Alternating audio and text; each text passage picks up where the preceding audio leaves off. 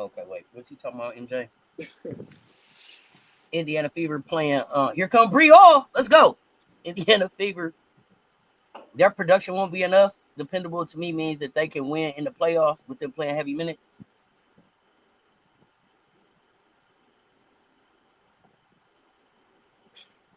Hey man, this is a real. All right, so listen, I got.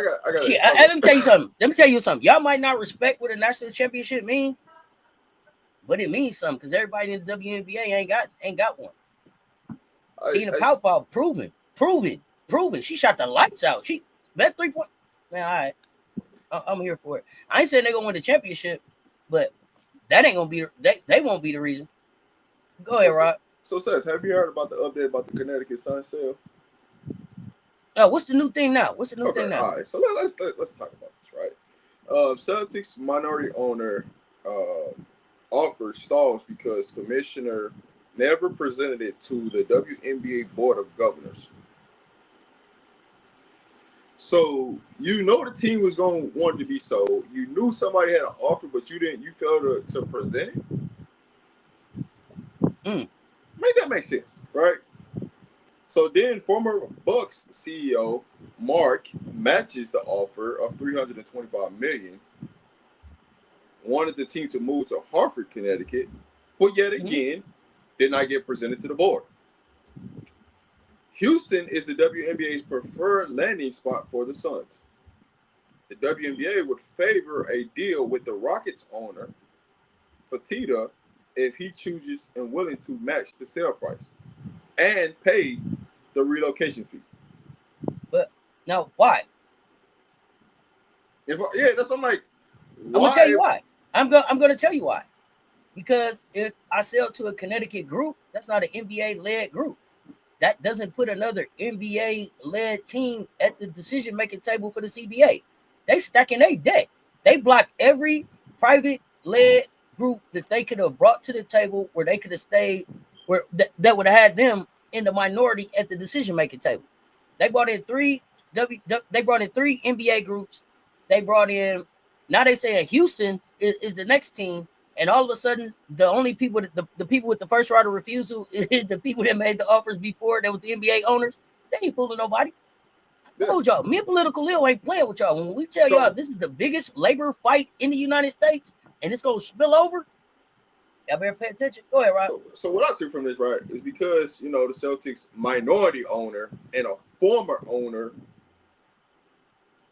because you're not a current owner and you don't have the big percentage of it, oh, we don't want you. You ain't got good business. You know, you got the money. Your business ain't good to sit at the table with us. We want people that's actually got ownership, real life owner, big time ownership for NBA franchise. And I think that's bullshit. Because there's too many people that's out here that's trying to help this thing grow and move it in the right direction, right? And because I see what you did to Candace Parker, right, and her group. I see what you did to Jason Tatum and their group. But now y'all starting to move even more weird when you still got, you know, I don't think that there should be any ownership from the NBA taking over WNBA franchises. That's my opinion, right? I haven't asked y'all what y'all opinion is about that, but I don't truly think that an NBA team should own a WNBA franchise. But go ahead. I got a question before we even answer that. Can y'all tell me why is all these people offering all this money to get into something that don't make no goddamn money? Remember, WNBA don't make no money. These people are fighting to put 300, 400 million into something that don't make no money. It don't make no money. That thing don't make no money. Ain't made money in 28 years. These people is fighting over each other. They hand somebody 325, 400 million. That tell me why. So riddle me this, right? Houston had the opportunity to get the franchise back in Houston, but they failed to match the $250 million that was offered, and that's how Cleveland got the franchise. Political Lil, where you at? Can you hit the link and come up? Like, I'm just Lil, can you come up? I'm dropping the link. Can you come up? Go ahead. I'm just trying to get this to make sense. So Houston didn't want to match the $250 million offer to be one of the four cities that they're expanding to. I mean, one of the three cities besides Cleveland, Detroit, in Philadelphia. They didn't want to match 250. But then you want to turn around and tell them that they can give you 325 mil and pay, the relocation fee. What? Make this make sense to me. So you think I'm gonna give you more money and I didn't match the 250, but you think I'm gonna turn around and give you more money and pay a relocation fee when I could have gotten this at a cheaper price? Nah, dog. We ain't doing that one. That's how people always mess up, trying to get the cheaper price. But see, If here's the thing. The league offered the 250. They offered them to match it. They chose to decline. So you think they're gonna come back and give you more money? When you offered to tell me I could pay 250 to get back in, but then you want me to go pay 325 and the relocation fee of a team currently? Oh man. They ain't doing that. They will. They fighting over each other right now. Remember, there's a Connecticut group that wants to keep the team in Connecticut because of everything it does for the community. Oh yeah. Then sure. Houston wanted to get in it. Then the WNBA said, you know what? Every team that I think they said the shuttered teams get the first crack. So the Shot can buy the team, the Houston can buy the team, right? Yeah, man, this is mad wild. It's about this. I got plenty money, plenty money. So here's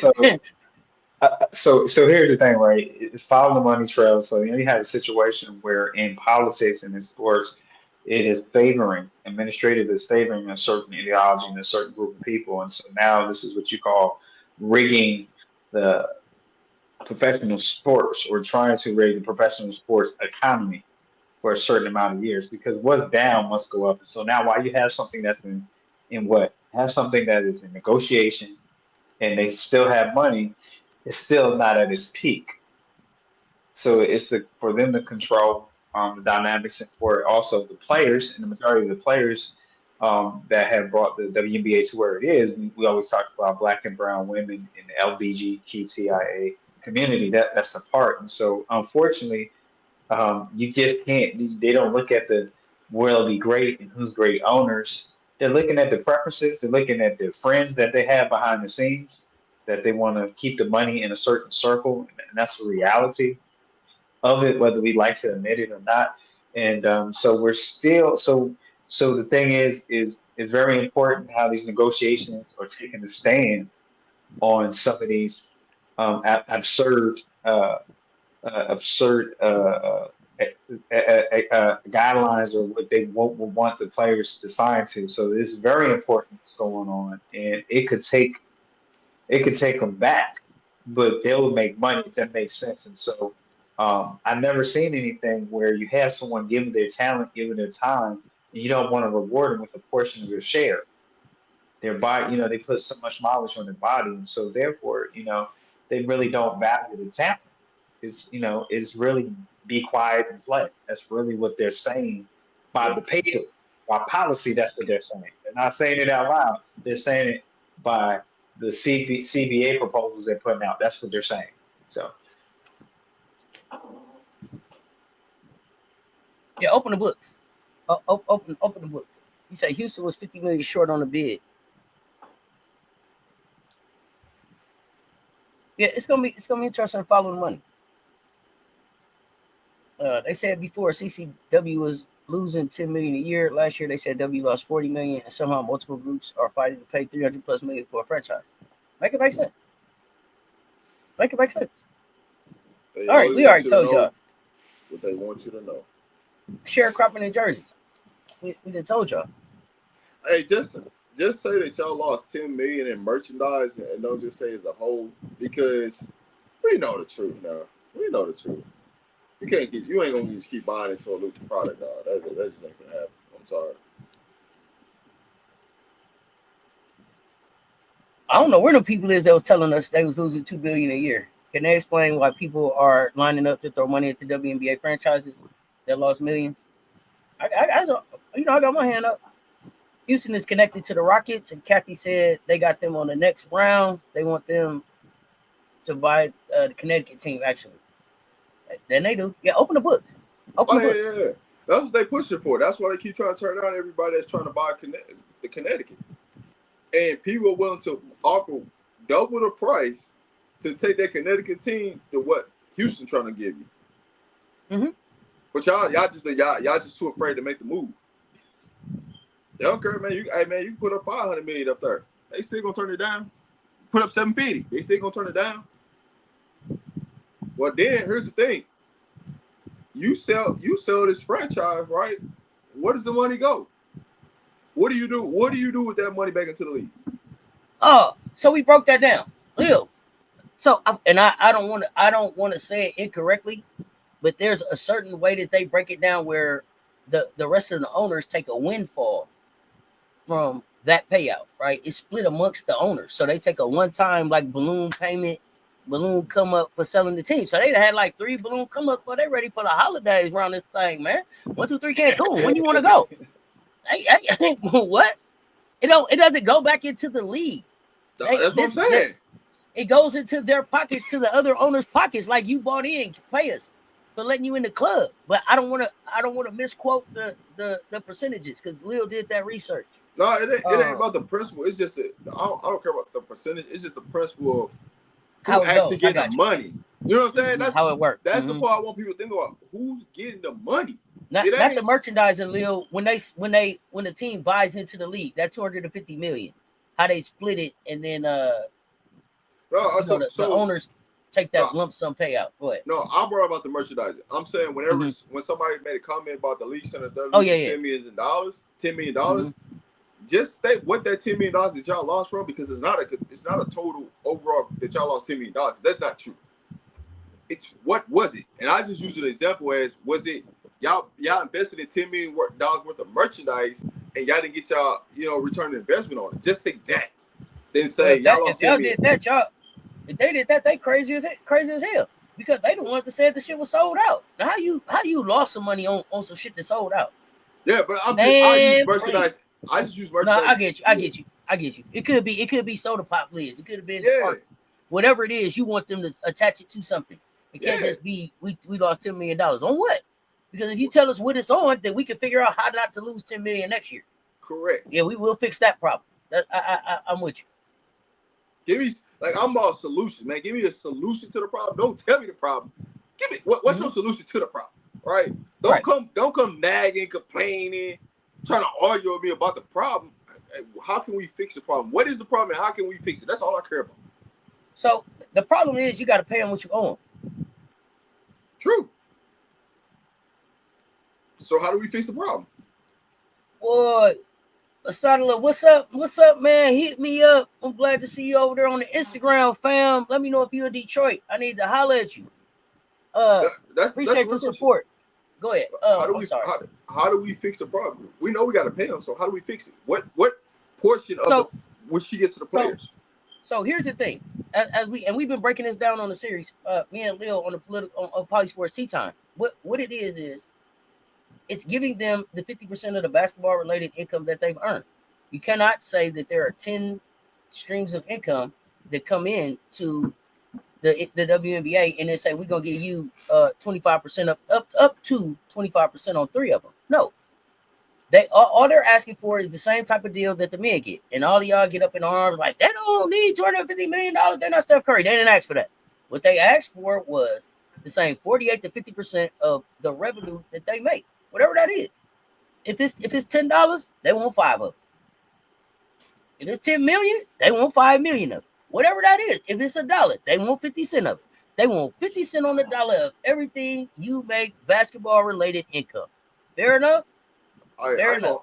I ain't gonna hold you. If the players really start to hold their foot down about this merch stuff, I promise you, they have way better merch. They do way more advertising.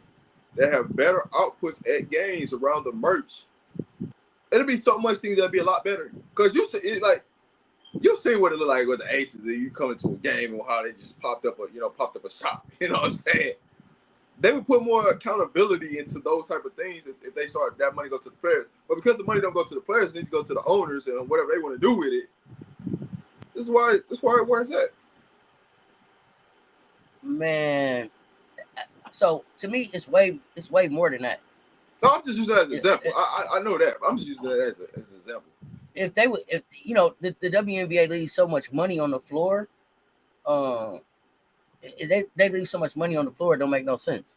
The windfall that they take is probably what they're putting in as loss to every season. Think about it. Well, Could be, could be. I think they choose to stay within a certain economic circle, so it's not a loss to them. It's not what they don't want to be affiliated. I mean, I think as far as how when you have mutual funds and they say, what do you want? Do you want aggressive or moderate or slow kind of thing? And so usually when they say slow is meaning a conservative one, and so I think it's just per preference.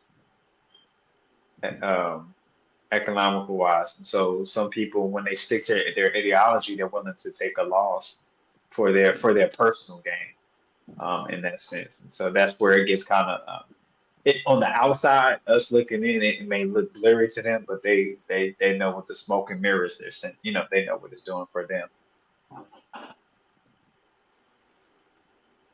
FM say cut them reparation checks. Now, that's the other thing.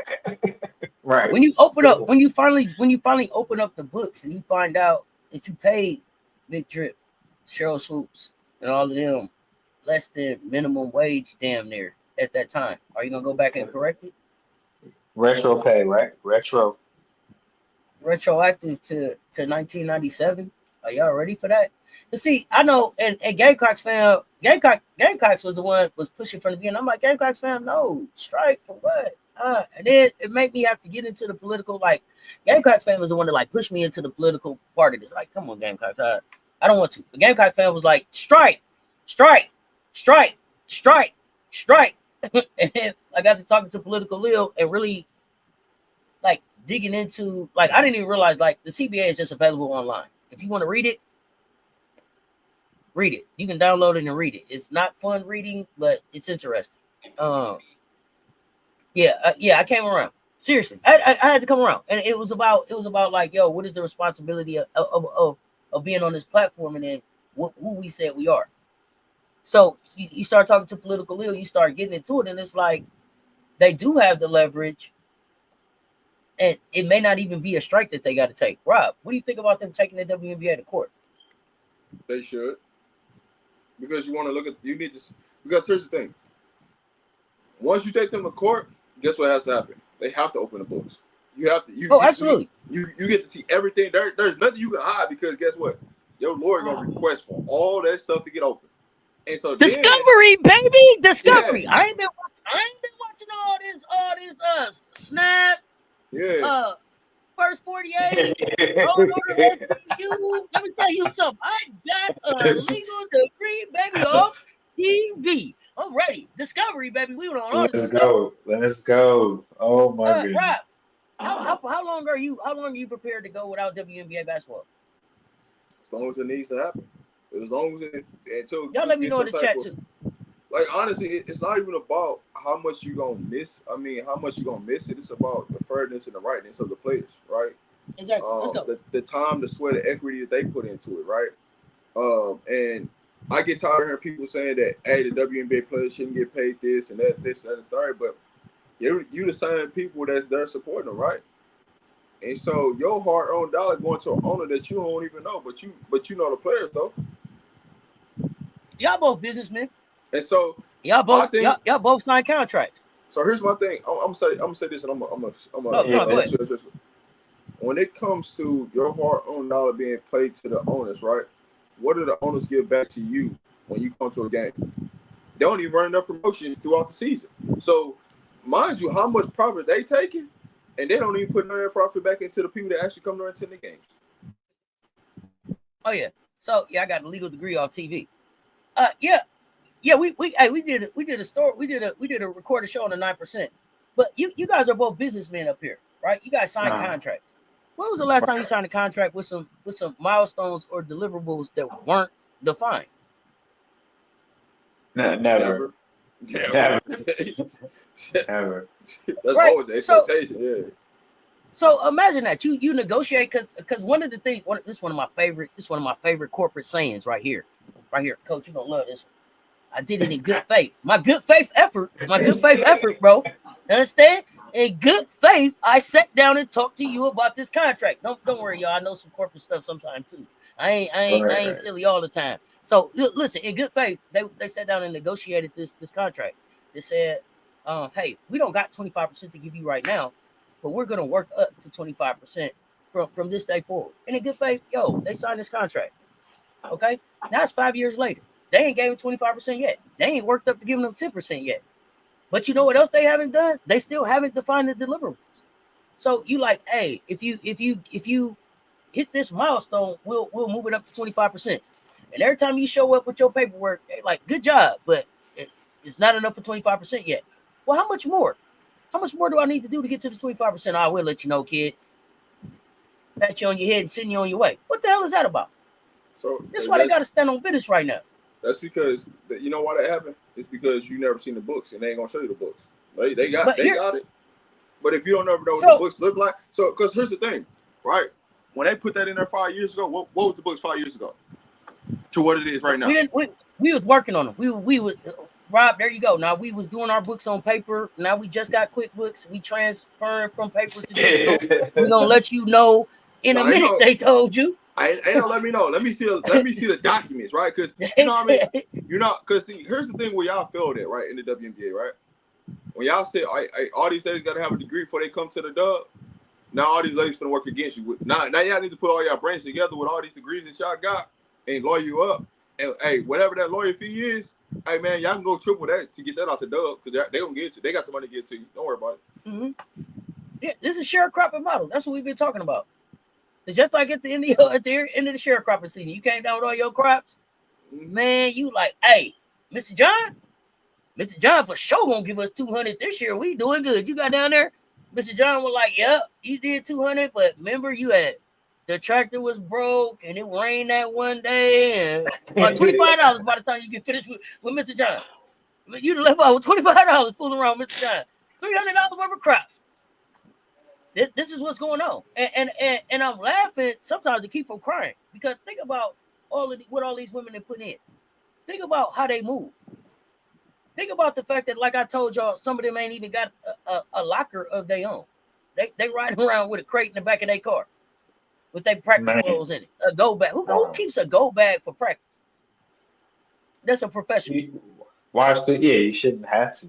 That's go bag. Who is paying for extra membership at a gym because you can't lift weights at your team facility? Crazy. These women is doing all of this for their second job, as Candace called it, because their real job is in Russia, in China, in Unrivaled, in AU, where they can really keep their lights on.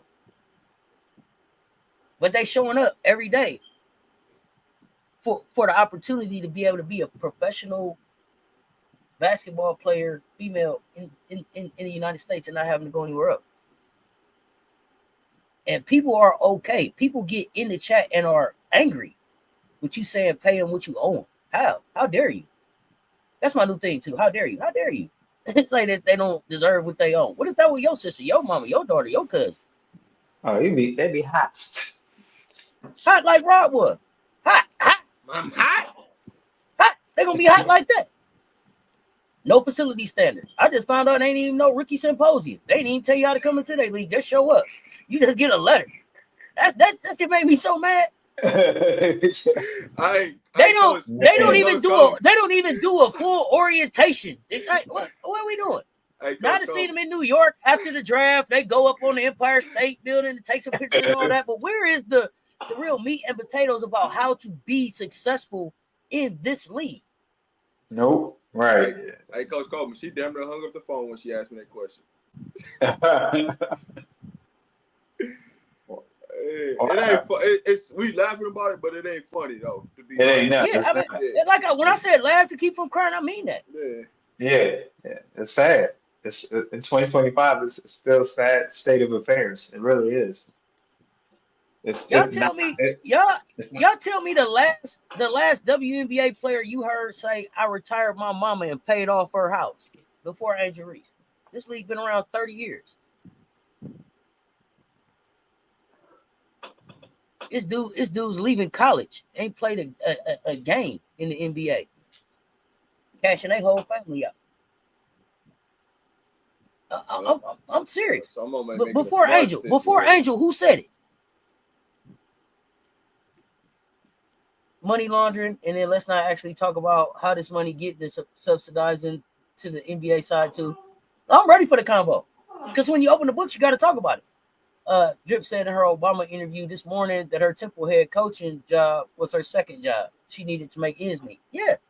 And it just so happened she didn't have to spend no money trying to recruit, because she could just tell them, come on down and watch her play. Right. That was Dawn's recruiting trip. Stop by Temple and then pull up at my game. I'm in the WNBA. You want to play for me or what? It's exploitation. It works. Yeah.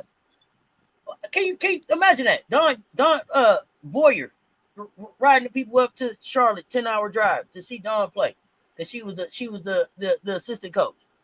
It's exploitation of a majority of black women who play in the league. Absolutely. Lurking at work with my headphones on. What's up, Vito? I don't just here we are. But I mean, think about that. Do y'all think Dawn Staley made $200,000 playing pro basketball in the WNBA? No, not during her time.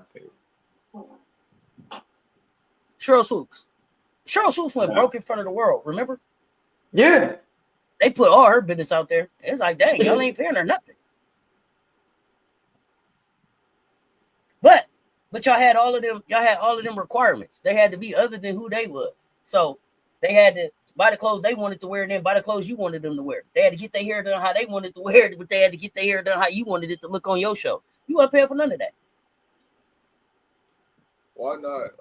And as far as this league has advanced, right?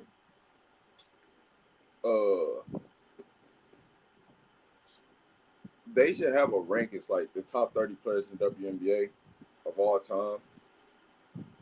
Or never mind. Let me take it back. They should have a percentage laid out each year to give back to the former players that really put the work in to elevate this league to where it is now. Man, bro. Oh, you know what? I agree with that. And you know what else?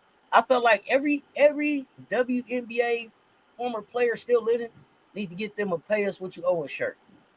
And everybody need to show up with a pay us what you owe us shirt, because they owe everybody. Yeah.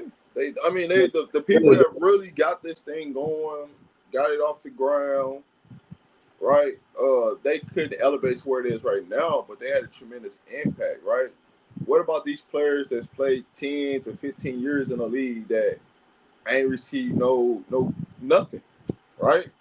What are you doing for those players? What are the health benefits after they retired? What type of benefits do they got? Like, those are the real conversations that need to be had, because they put all their blood, sweat, and tears and took probably so much heat, so much bagging, so much racial slurs being said at them, and it didn't matter what color the player was, but it's something that should be paid to them.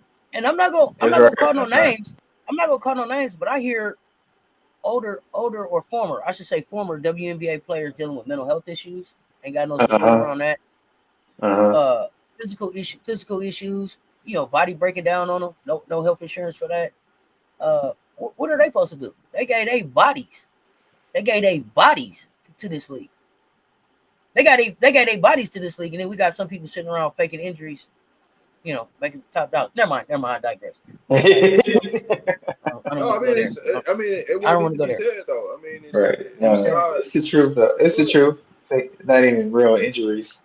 Pretend injuries, and here you have people that gave they whole bodies. They whole bodies. It's people,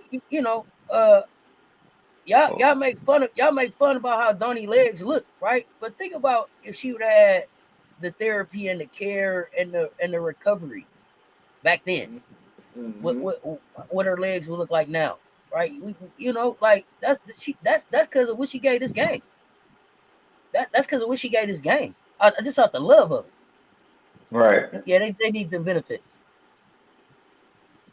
I don't know. Is it the NFL that has the best health benefit model? Which one have the best health benefit model? I don't know. I remember the NFL having some back and forth a few years ago about who you know, the former players getting CTE. retirement and CTE and medical and all of that going back to former players. But if I had to put my money on who got the best, it's probably baseball or soccer. Okay. One of those two leagues. Because guess what? You don't never hear about nobody complaining over there about no health issues. It's always basketball and football players that do the most complaining. So if I had to put my money on it, like, and that's without looking at everybody's health benefit packages, it's probably gonna be soccer or baseball. Okay. And I see, say MLB. I think NFL with the NBA is good too. Okay, yeah. I mean, it's just. I mean, damn. I can't go to the doctor. Right. Urgent care. Damn, I can't pay like a copay. I gotta pay. I can't even get I take a doctor on the phone, the little mobile doctor. God damn, let me see somebody though. Right. It was just like I get too graphic sometimes. Let me see another way to say it. I don't know another way to say it. It's like they basically they just hold them. Like the WNBA is this big ass pimp, and it's time to stand back up. Like you're not gonna just, bro. I don't got to give my money to you. And it's coming to a head right now, especially because they ain't never seen nothing like these young people coming in here now. They thought Angel, they seen Angel, and then Kiki Ola came here body slamming folks. Angel came in here, took a clothesline, and stood up and was like, "Thank you." They was like, "We ain't never seen nothing like that. Who is she? What is she made of?" Right. Angel was like, "Thank you, and I'm gonna be better. Let's go. Take the ball out." And then Kiki Ola showed up and body slammed the next one, and it was like, okay, they different. Right. So you want to keep playing in her face. What's coming next is, oh man, we got money. This ain't about the money. This is about how you treat me, and this is going to be about young women that are coming from situations where they've been treated like, I forget who pointed it out for me, like rock stars. They flying on private jets. Somebody getting that, I see them walking up, getting on their jets. They eating. I don't even remember who it was. Looked like she had a steak plate and a lobster plate in front of her, and was just gonna eat off what she wanted. Like, go ahead, Rob. You know the most interesting thing behind all this is that the W is not hurting the future of the W. They're hurting the people that's from the past. Mm-hmm. Because the people in the future, all those people that's coming to the league, they already got money. So you can't tell them nothing. Mm-hmm. You've been so used to being able to get over on people because they couldn't make money in college. Now that you can really come from that, and that's why Angel is so important in this, because all the money that she got and was able to make from the NIL era. Now you can't go around and start barking orders. You can't go around and start barking orders because it's like, what? Listen, right. I got more money in the bank than what you got, and you coaching me. What are we talking about? But I told y'all, it's something. Right, they walking around with the coach's salary in their backpack. Yeah. I cash you out right now. Shut up. So it's like I cash you out right now. Shut up. So yeah, the whole year. So yeah, the things that they really fighting for, and this is why it's so and this is why it's so powerful, is because it's not about right now, but it's about taking care of people that took care of you in the past and branching it off to the future. Political Lil said in Major League Baseball, you only got to play 43 days to qualify for a pension benefit. That's better than the military. Yeah. I told you baseball up there, because baseball got Coach Coleman. Yeah. Baseball got guaranteed. Can you teach me? Which one of y'all can teach me how to hit? I can do 43 days right now. I got to get up. Yeah, I coach. Yeah. I don't. Just swing the hips. You don't got to play. Do I got to get in every game? No, you can be designated hitter. Yeah, that's what I'm saying. I might can do 43 days right now. I might can do 43 days right now. We got to do toss, soft toss, and then we got to do hit against the fence. It's hand-eye coordination, huh? Yeah. And no irking, like Rob said. Yeah. Open up the hills. And we're gonna get into a real conversation about NIL, and because I want to make sure that we clear. NIL is not going away. NIL doesn't go away. What goes away maybe potentially is collectives. What happens with NIL is they have to now go through a clearinghouse to to be basically, I guess they have to confirm that that's an actual product that they're gonna sell. So NIL is not going away. So it basically anything that's over 600 bucks. Over 600 bucks. Yeah, revenue sharing will be here, and then there are states that are now filing lawsuits to keep their collectives around. So I don't know that it's gonna get worse. It's gonna get interesting. Who could pay the most? It's always gonna come down to who could pay the most. Some way, somehow. You say you a future Atlanta Brave down there? I'm saying sign up. Go ahead, Rob. I'm sorry. Hey, listen, I tell people all the time, man, if I had to do everything back over again, I would become a baseball player. I would say the hell with football, basketball, all that. And man, give me that baseball contract. It's guaranteed. I don't know, it's gonna come with the best. Golf. Tennis or golf seem like the way to go for me, Rob. Well, see, here's the thing. I'll say baseball because they got a lot more roster spots than anybody else. Well, see, for the guys, for sure. For sure. They ain't paying like that in softball, so we got to try to get into tennis, where Venus them was at, get over there in the golf or something. The Yankees need a pitcher. That's what I'm talking about. Let me see if CC can help me. you know, me and CC both. Well, CC a Red Hawk. I'm a Apache, but Sabathia was old Vallejo High graduate. Let me see if CC can get me right. You got to get used to the sound of the ball coming at you at about 90 to 100. I want to hear that. But you know what else? One of my favorite. I'm gonna tell y'all the truth. Why I even play MLB on PlayStation? Because I like the crack of the sound of the bat when he hit the ball on a home run. Ain't nothing like it. Smack. That's why I play. Deloitte in charge of the clearinghouse. Oh goodness. Kathy was at Deloitte? Really? Oh, this got more interesting. All right. Okay, I don't know. Where we at now? Playoffs. Playoffs where we was at. You asking questions. That's how we transition to this next subject. So whatever the next question you had on board. Y'all didn't have no more hot takes on this one? Because I go back. But this is always a good talk. This is a every time we get a chance to talk about this, we will. Brothers need to get back into baseball. Wish they revived the Negro League. Yeah, you know what? And then how you think brothers still playing baseball until they open up their mouth? You'd be like, what did he say? Where he from? They'd be like, man, that's not a knock on them. That's not a knock on them. Like my Dominican brothers that play, all my Hispanic brothers that play. Like, hey, I don't knock that. Let me tell you something. It ain't too many people It ain't too many people I like better in baseball than Big Papi. Big Papi funny as hell. I look for him on TV. But we used to play baseball. That was a pastime. For America, they just got a lot of how do I want to put this? Oh wow. More of the black culture look at baseball as weak, right? Because it's boring, it ain't really entertaining. But what they don't realize is if you ever want the most guaranteed money in your life, baseball the way to go. If you really want to set your team up, your family, your team up for success, baseball is the way to go. Everybody thinks that, man, football can get you out, basketball can get you out, which is true, but your percentage of making it to one of those upper echelon leagues is lower and lower than it is with baseball. Now, here's the problem, and they're starting to fix the problem, is when you go to play baseball in college, they didn't have that many scholarships. So you had to pay for school. So you had to go play football. You had to go play basketball to get the scholarship money at the collegiate level. Now that the whole revenue sharing pieces came apart in college, now they have more scholarships.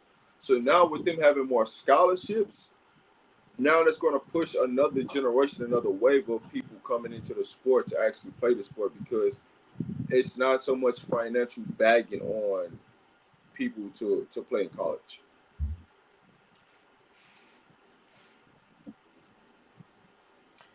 Hey, listen, it's five pro sports leagues around here.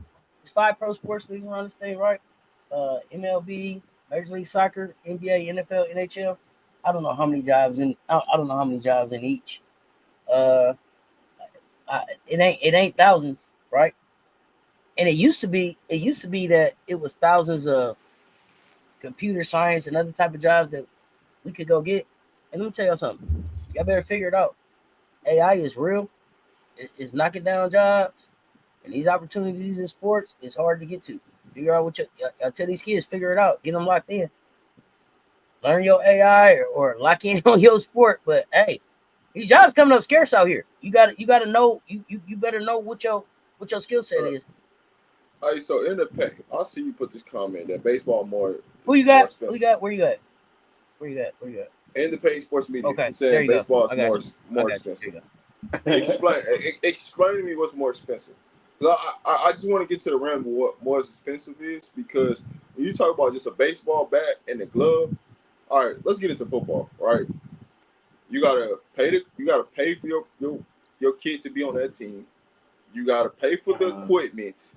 Then you want to go out there and make sure your kid look good. So that means that that's cleats that you're buying, there's extra Under Armour gear that they're wearing, the sleeves, the gloves, all that. So by the time you add all that stuff up, it's gonna come out more. Now let's go to basketball. If you want your kids to play on a competitive AAU team, you got to pay for the tournaments, you got to pay for practice, you got to pay for travel, you got to pay for the kids' uniform, you got to pay for some new pair of shoes, you got to pay for the jersey. So by the time you add all that stuff up, you're gonna come out paying more money than a baseball player. So you could say that, but when you start to add up what society is right now and everything that you're paying for just for your kid to attend a program, it's going to either be the same or less for baseball. Just saying. But go ahead, sis. I mean, and when we say, y'all let me know when you say expensive. Cooking with DC Sports, keep them coming. Keep them coming. I'm adding up over here. I got my calculator going. You making my point for me. Yes. So you get a bat, gloves, some cleats. You gonna want your little expensive how, right? When we say more expensive than the other sports out, is there a dollar amount we can put on that? I'm talking even before you get to play on a team. Anyone can afford a ball, and there are courts everywhere. That's not the same for everybody. Kid trying to even get into baseball. Well, I disagree, because baseball is not a sport that you're gonna go. If as a parent you're not into baseball, more likely your kid's not gonna be into baseball, right? I grew up. My dad was into baseball, so I watched baseball from a different standard. I watched and played a lot of baseball. You know what I'm saying? I went to places where they play baseball. But if you're not into that, it's easy for kids to put into basketball or football, because the kids in your neighborhood probably would prefer to do that over baseball. It's just a Let's be matter of, honest. you know what I'm saying, what it is. Let's keep it a buck. You take 18 people to play baseball. 9 on 9. Take 18 people to get out there and play baseball. It's hard enough to get 5 on 5, okay? That's the hardest part, getting 18 people together to play the baseball. Like you got to go find 17 friends in your neighborhood to be able to play baseball. I don't think it's the expense of it, though. I just think it's putting together the whole team, ain't it? I would rather you say that, because that's like, then, right? You from baseball, right? You can get them same people who play kickball. You know what I'm saying? Like, but people don't even go play kickball nowadays. Like, stuff that we grew up doing and playing, they don't do that nowadays. Your kids barely even come outside. So you telling me to tell them to go play baseball? Like, they don't even come outside. They be on a video game more than they be outside. Now, what I will say, what I think about baseball more than anything else is the access to it. Not even the expense of it, the access, right? So my nephew loved baseball. Well, by the time he got to high school to play baseball, to a school where there was a program where he could play, where you didn't have to be like find a team near you to play. Those kids had already been playing baseball since T-ball. Yep. So they're so far advanced. The work that you have to do if you're introduced at high school or at the end of middle school to be able to catch up with those players can be discouraging. I think more so than it's more expensive. It's the access. Do I have a local Babe Ruth league that I'm coming up in as a kid? Because Babe Ruth went away. You know what I'm saying? In my city, they trying to bring Babe Ruth back right now. So I think it's the access. Like it further out, depending on where you at, they probably got those programs. Out, the more suburban you go, the better the resources are for us playing baseball. That's just what. More so than it's too expensive. I think it's the access, but I could be wrong. But no, it's the levels too. Yeah. You hit right on the head. It's just the access of being able to play it, right? You go in the hood, man. Ain't Ain't nobody think about putting up no bat. Try to put a bat up against somebody's head, but that's about it. So the accessibility of being able to go do things and be out there, but it also comes to, are you willing to allow your kid to try new things at a younger age? Like a lot of these people have a notion of they're trying to force their kids to play a sport that they might not even love, or might not have the funds to afford them to go play these sports. So it's a bunch of cases in it.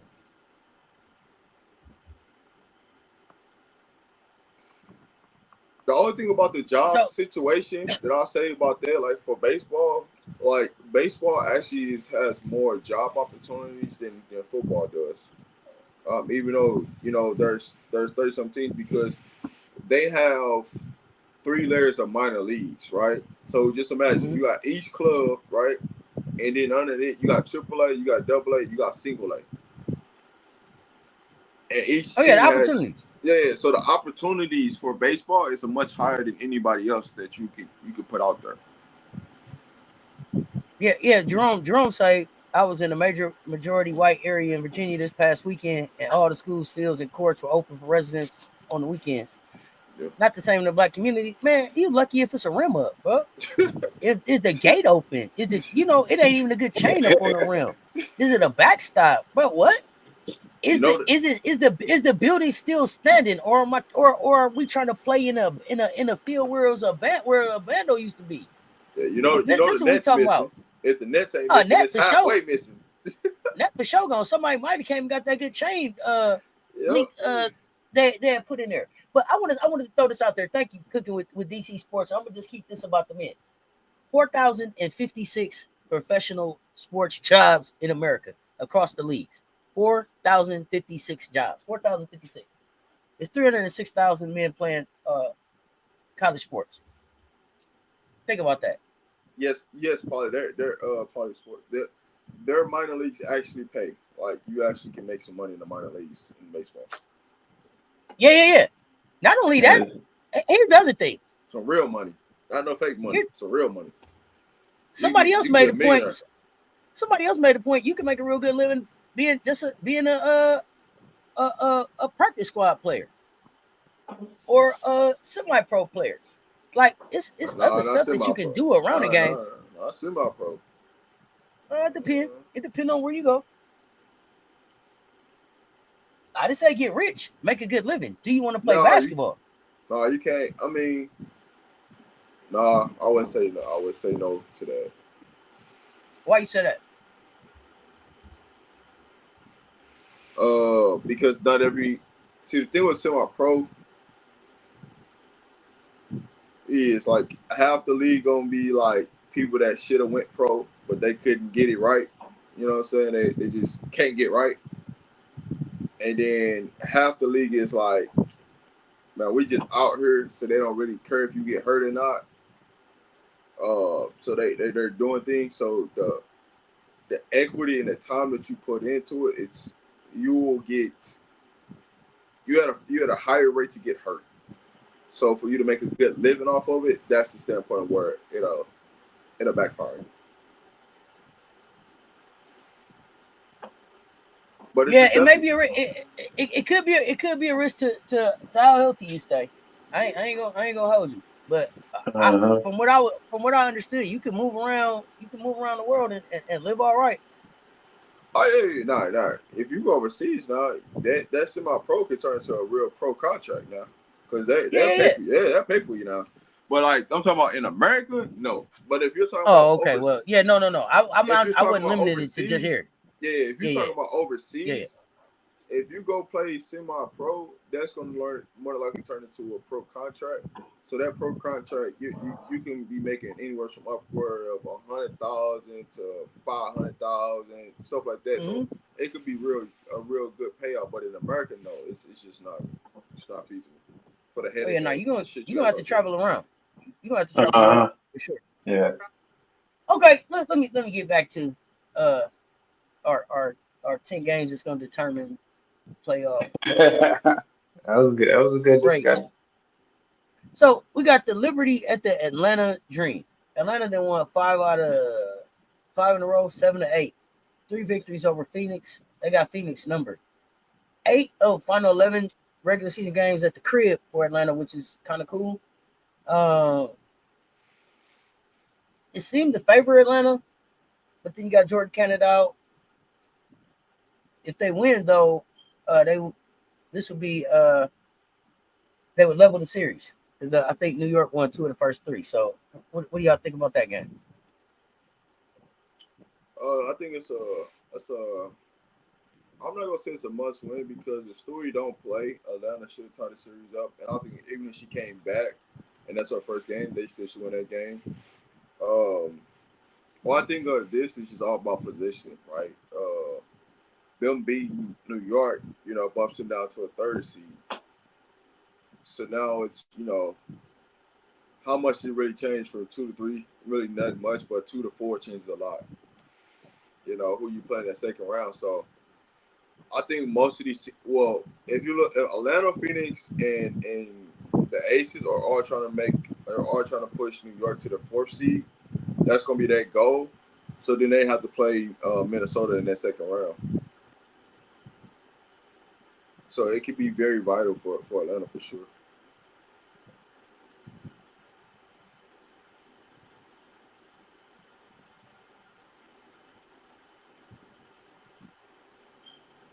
Coach, how you feel?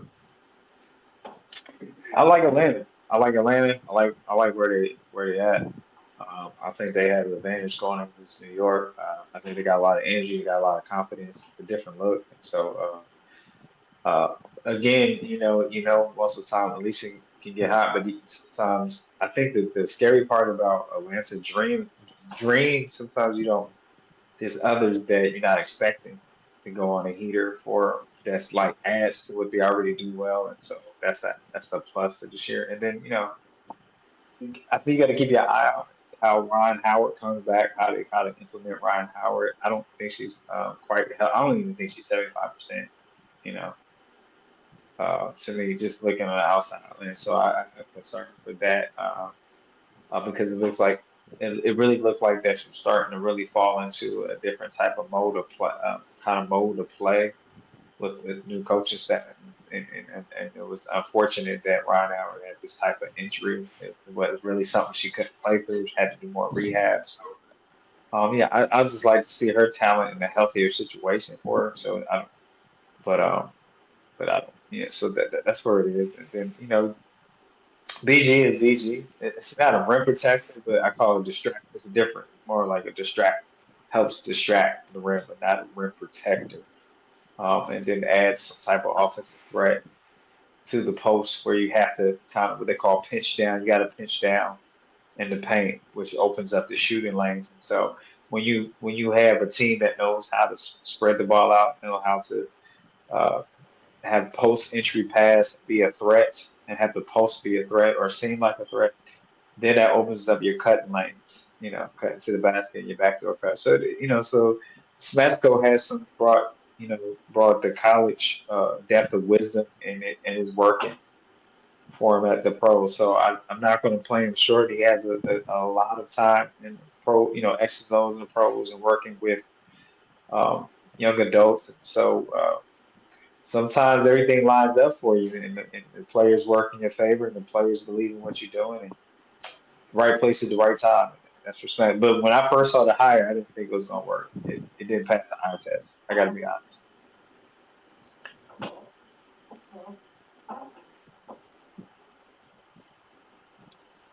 Hey, I mean, there you have it. I mean, I think for me, with Ryan Howard, I think I would rather her rest and just sit out because I don't think they had an issue.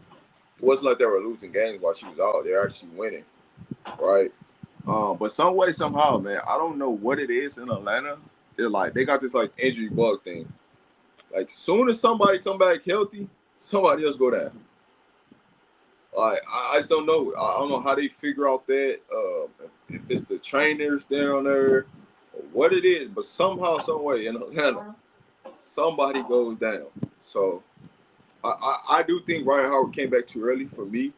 My preference, I think they should have let her, a couple more weeks.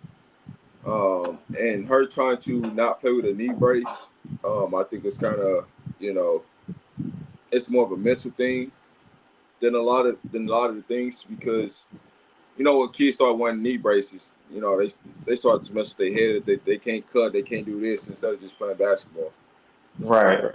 It gives me a psychological at that point for sure. Um, Also, I'm going to go back to what you said. I think you're going to see by default pow time, pow pow time, just based on some of the injuries and some of the situations they have in the locker room as far as injury wise. So sometimes it's your time by default because it's just things you can't control. So and the thing is, I think Pow Pow is ready, and this is the moment that she's been looking for. She can't start. Pow Pow started off pretty and trending in the right direction and focus until, I think the concussion really is kind of what when she hit that concussion protocol, and then they went in a different direction as you get what they call it, as you get into the depth of your schedule, right? Uh, so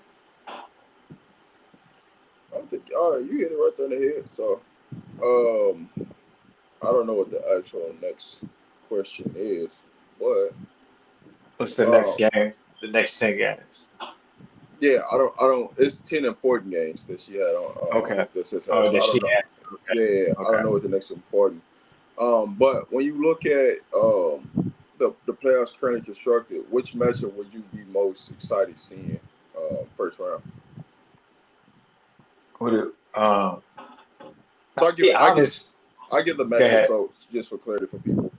So right now, if the playoffs started today, you have Minnesota versus Seattle. You have New York versus Golden State, Atlanta versus Indiana, Phoenix versus the Aces. Ooh, that Phoenix Aces, I think that will be something else. The way the Aces are starting to put it together and find themselves, I think that will be something else. And so here's my thing. I like that series, but I don't think that series is gonna be. It's gonna play out to be that serious as the first round. I think one of these teams are gonna bump up, so they don't have to play each other. One of these teams are gonna stay neutral. And so I got Phoenix staying neutral. I got the Aces bumping up ahead of Okay. Atlanta. That's how I got it seeing right now. Now, if Atlanta goes out and beats New York, and then we go out and beat Atlanta. I could see New York being the fourth seed, Aces being the third seed, and Atlanta being the second seed. So I could see that scenario with Phoenix bumping down to the fifth seed. I think Phoenix is going to be the fourth or fifth seed, so that's kind of where I got them at.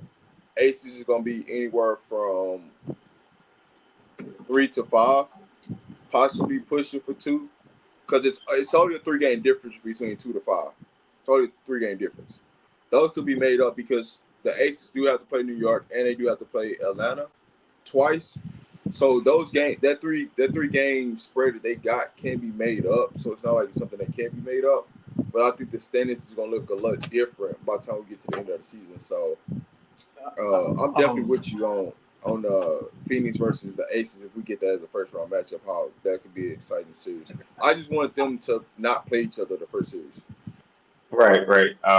But we have no control over that, and Yeah. sometimes this, you know, what I'm looking at is Seattle. Seattle is losing a lot of close games, and I still like what they have out there. I don't know why it's not finishing games, and so I'm being optimistic. I'm not a Seattle Storm fan, but for some reason I just like what they're trying to put. You see it, right? You see Mm-hmm. it, and it's just quite not, what I mean, connecting to that next dot. But I hope by playoff time they've got some things figured out. And to me, I think Noel Quinn has to make what I call some courageous coaching decisions. You gotta piss some people off. You gotta upset some, but and just go with what you know in your gut. It's gonna work. That's what I Speaking think.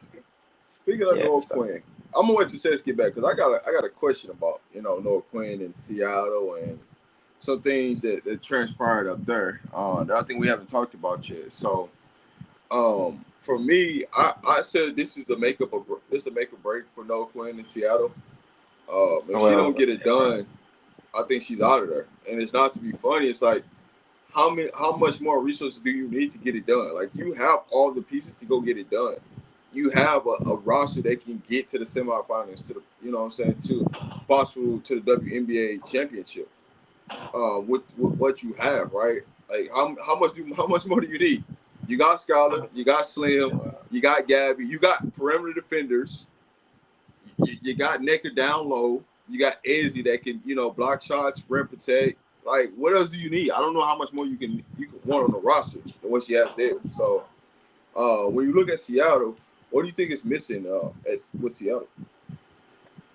I think you gotta. To me, I feel that when your so-called vets are not working, you gotta go away from 'em early and put somebody in there and a fresh set of eyes on it. And that's not to disrespect it.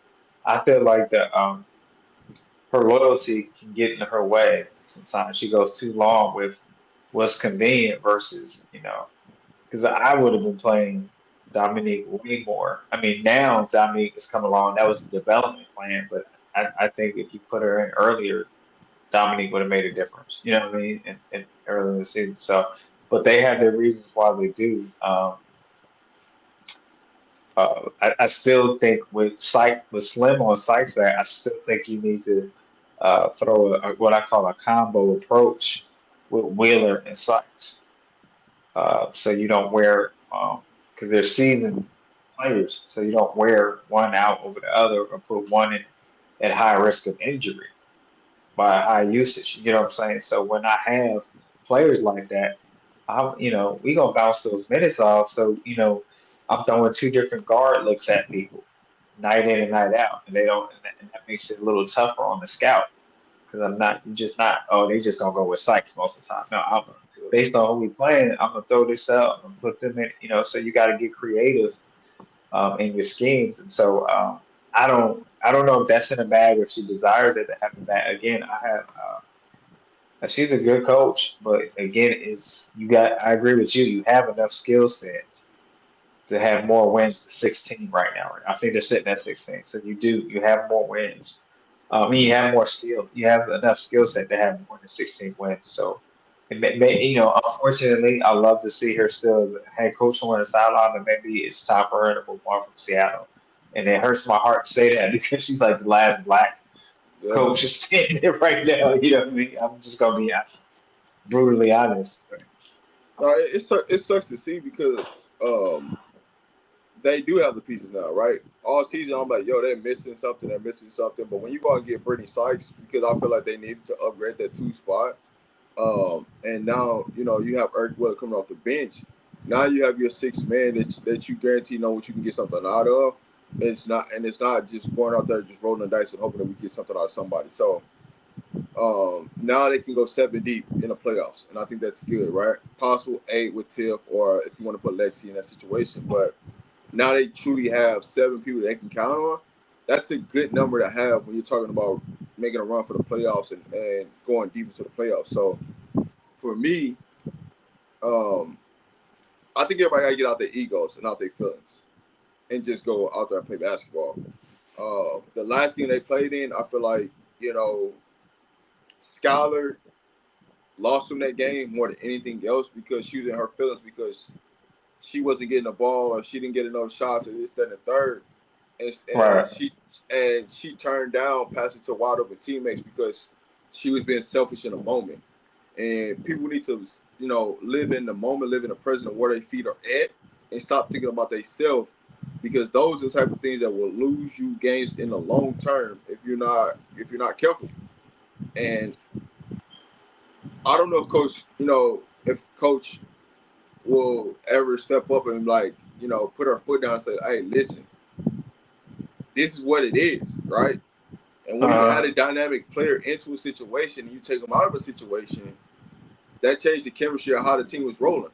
So when you right. go from taking the most shots and now taking probably the third most shots, that's a big difference. You know what I'm saying? That's adjustment. But you also can't be selfish because if we're winning, right? that should be the ultimate goal, is us getting a win over you being selfish because you're not getting enough shots throughout the game. Right. You got two great points in the chat here. Is maybe Pokey Chat political Zell, maybe Pokey Chapman will replace her if they move on from her. And Pokey Chapman has a different personality, has a different approach. She's Mm-hmm. very outspoken and matter of factly and different demeanor, which that those personality, which well no, some of those personalities do need that. Like, oh, this is the line. Don't be a line stepper. You know what I mean? But you do it Right. with respect because they're still adults. They're Right. still grown. They're still grown adults to play. So you find a way. But one Um, thing we can say about Pokey Chapman, she gonna make adjustments. She gonna yep, coach. She ain't afraid to get in yep. your face and tell you what you And she did gonna sit, wrong. Like, you're right. And she gonna sit you down when you're not yeah. playing with her. Yeah, yeah. No. Yeah, we saying the same thing. Then Jeremy says you as a coach have to hold your leader accountable, make sure the locker room is intact. I think Noel, Joe, Quinn, Noel, Quinn does it in her own way. That's why I said it comes to a point where you're just not a fit. You could start as a good fit, and then as time goes on, you grow apart. So she's a damn good coach. It's just I think she needs to refresh somewhere else. So here's my thing that Her I feel approach. like here's one of the things I feel like happened throughout the season, and I think people just now starting to realize what happened when Pokey Chapman left and went to go coach that Brazil team. She went from being assistant to being head coach. Now that she's back with Seattle, it's hard for her to turn off being a head coach mindset because she just had to go do it for 2.5, 3 weeks and coach X amount of games. And now coming back, that's a big adjustment. Like going from the head to going back to assistant and understanding, like, yo, like, I can't say what I want to say because I'm assistant. But then at the same time, I'm going to say what I got to say because I'm thinking as a head coach. And so when you have two head coaches, in the same place on the same team, they could bump heads. It might not be out in public, but behind the scenes, they coaching. They doing things differently because they got two philosophies. Even though they're both head, like they got a mindset of a head coach. So those things can be mindful. That I always try to remind people about is I think that's part of the reason why Seattle is struggling is because Pokey wants to play a different way than what Seattle's playing right now. She wants to hold these players accountable. And Coach Quinn is more like, oh, let's take a softer approach and let's do this, and it's it's dividing the locker room, I should say. Oh, I mean, and then if you read Jeremy's chat, I don't, I'm not there, not behind the scenes, so I don't want to But put accusations or jackets on somebody who's there. For me, being the coach, you try to. It's hard with all the access to instant technology. It's hard to keep the locker room in the locker room. That's a very challenging part. I know personally, I had a situation where I was addressing something on the bus and just about a few years ago, and it was filmed.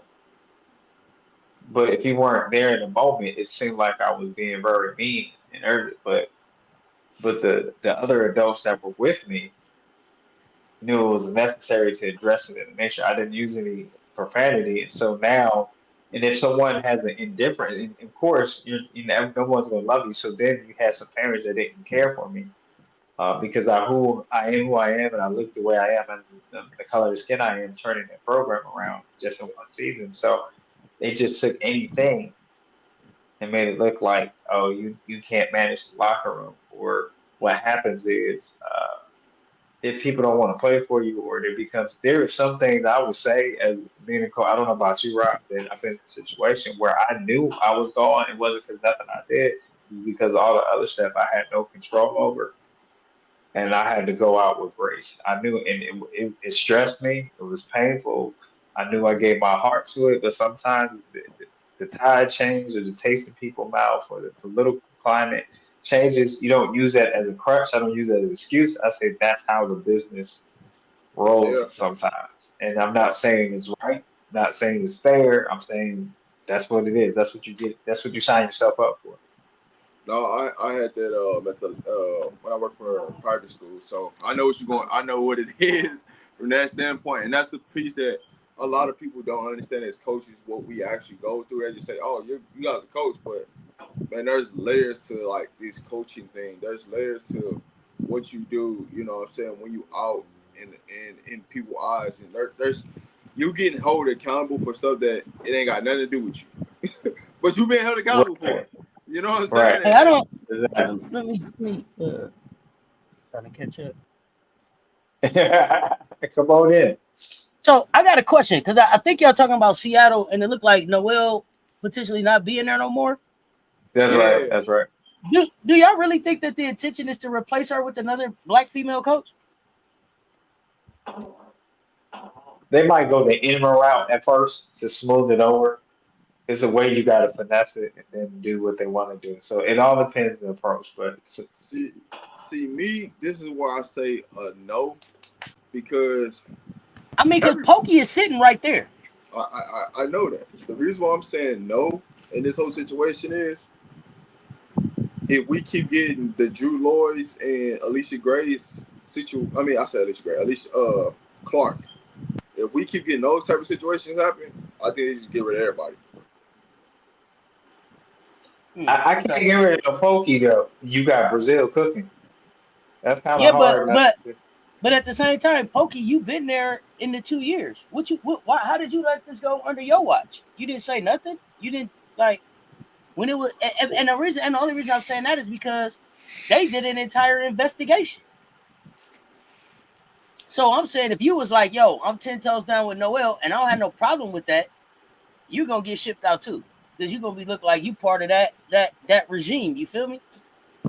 I, I mean, it's all how you look at it. I mean, sometimes you move on, you're loyal, and they still want you because they know what you're capable of. So yeah, it could go either way. But I mean, if somebody I got. brought you in and hired you, usually you keep that loyalty to the coach that That's what I was brought you. gonna ask y'all too. Would you stay if you were Pokey? Do you stay if they move on from Noel? Or what is the coach's code about I that would type of stuff?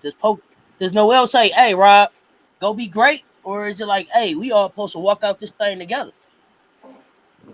depend on the situation, We, right? Because every situation right. is different. So I don't want to say it's the way situations are handled, right? If the reason why Noel's been fired is because of things that happened in the locker room, um, as a assistant coach, I mean, if you say you support this person, how you say you support this person, you go right Okay.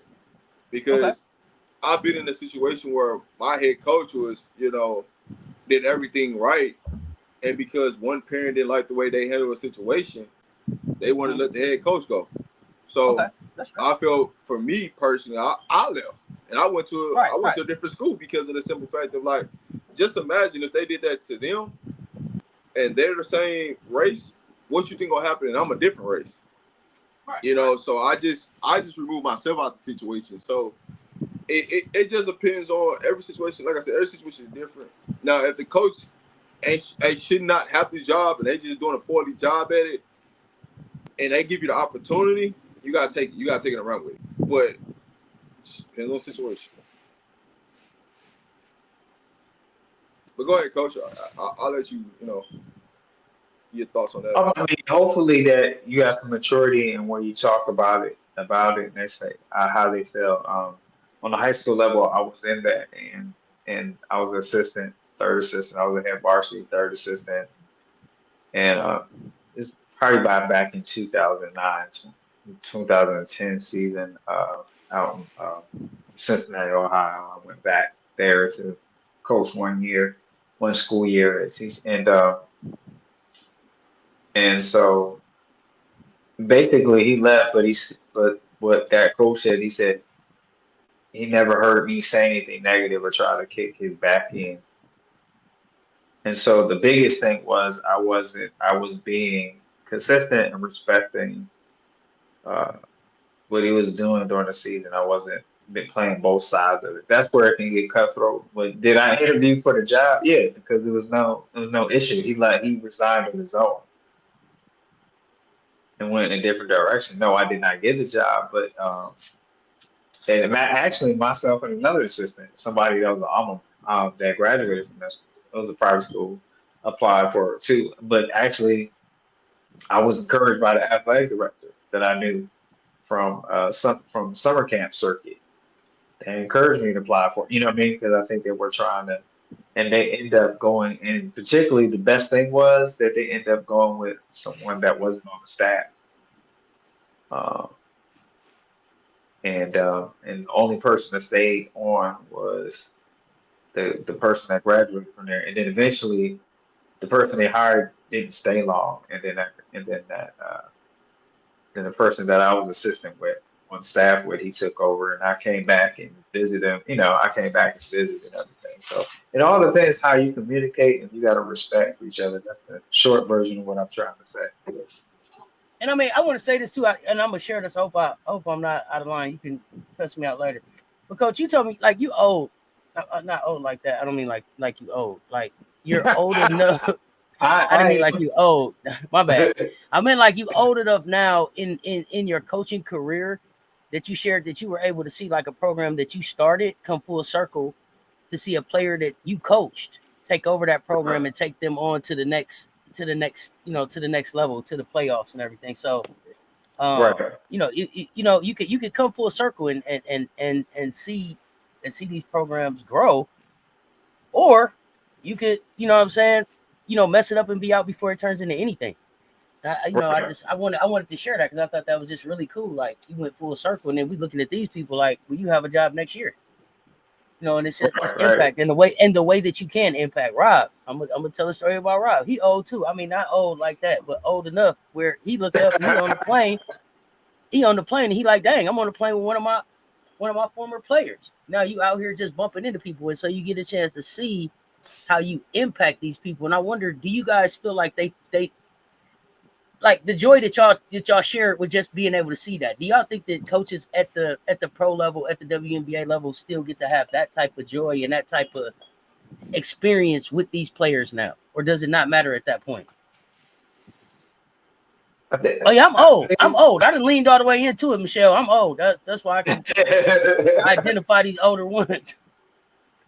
to me, But that's I a mean, do y'all think it personality. matters? Because I thought that was really dope for y'all to be able to share that. Like, right, like, yo, it's crazy. I'm on, you know what I'm saying? My kids moving around now. I'm seeing them out here doing their thing.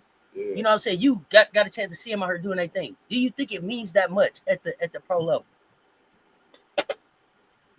Well, I'm gonna say it depends. Why I'm gonna go back to my statement that I hold to every time we kind of talk in this arena about coaching. It all depends on why that individual coaches. It doesn't matter Okay, what level. that's fair. They That's fair. there, if they coach, they're there to make a difference in people's lives. But also they understand the toughness of the business of the of the pro level. Mm-hmm. I mean, every level has business to it. High school has the business side, college has a business side, professional has a business side. It's just um, as an individual, how do they decide to navigate through that, and what's their priority? Is the player, the relationship priority, or is it the success of their career? And see, for me, I know so I shared before, and I'm gonna end on this point that when you care about people, sometimes you coach yourself out of a job because you're doing what's right long term by people. Not when I'm saying not just by players, but by the community in general that you serve. Because coaching Mm-hmm. is still a public service. Even in WNBA at a pro level, that's still supposed to be a public service, even though it's professional basketball. You're supposed to be providing it's a service to your staff, to your Coffee by Rob. to the team, to the players, to the community that you're in, and to the franchise to give you opportunity. So it is still a form of public service, but every coach doesn't take it like that. Everybody, some people just count me bag and going home. And so, but if you're in it for the relationships and being there for people, because on a pro level, people still need support. People still got stuff going on in their lives. So if you're coaching human beings, then that's what they're gonna know you for. If you're just coaching with W's and does and losses, then that's what you're gonna be. That's what they're gonna know you by. Yeah. Um. Rob. Well, I'll wait because I want to hear what Rob has to say too. But it just seems like, oh, he's back. Go ahead, Rob. Yeah, man, coach hit it right there in the head. It's What's your why? Right? Everybody has a why they coach. Some people don't always have the right purpose or the right intentions. But there should be a why when you coach, just like the players. I'm big on understanding why my players, and helping them get to whatever that why is. I always tell my players, hey, I know you may not make it professional, but you're professional in everything that you do. So whether that's like one of my players, this is a real story that just happened. Like bumped into one of my players and she started, a salon. And she's going to Paris in a couple of months for the Paris Fashion Week. So that's huge because I'm like, yo, like you didn't, you know what I'm saying? I feel like she could have done a lot better in basketball, but I understand the grind of why she didn't, right? Because she had concussions that she was battling through. So I understand why she stopped playing and to what she's doing now. And so from a coaching standpoint, I was more happy and more proud of her in that situation to understand that with the lessons that I learned from you, coach, I use that principle in life right now and not just on the basketball court. And so for me, wins and losses, that's cool. But to see your kids grow up and mature and give back nurture to the community, and do different things to uplift people, I like that more. I love that more.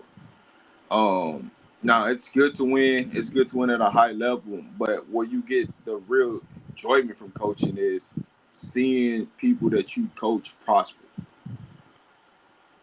Because Yeah, that I goes a think long way.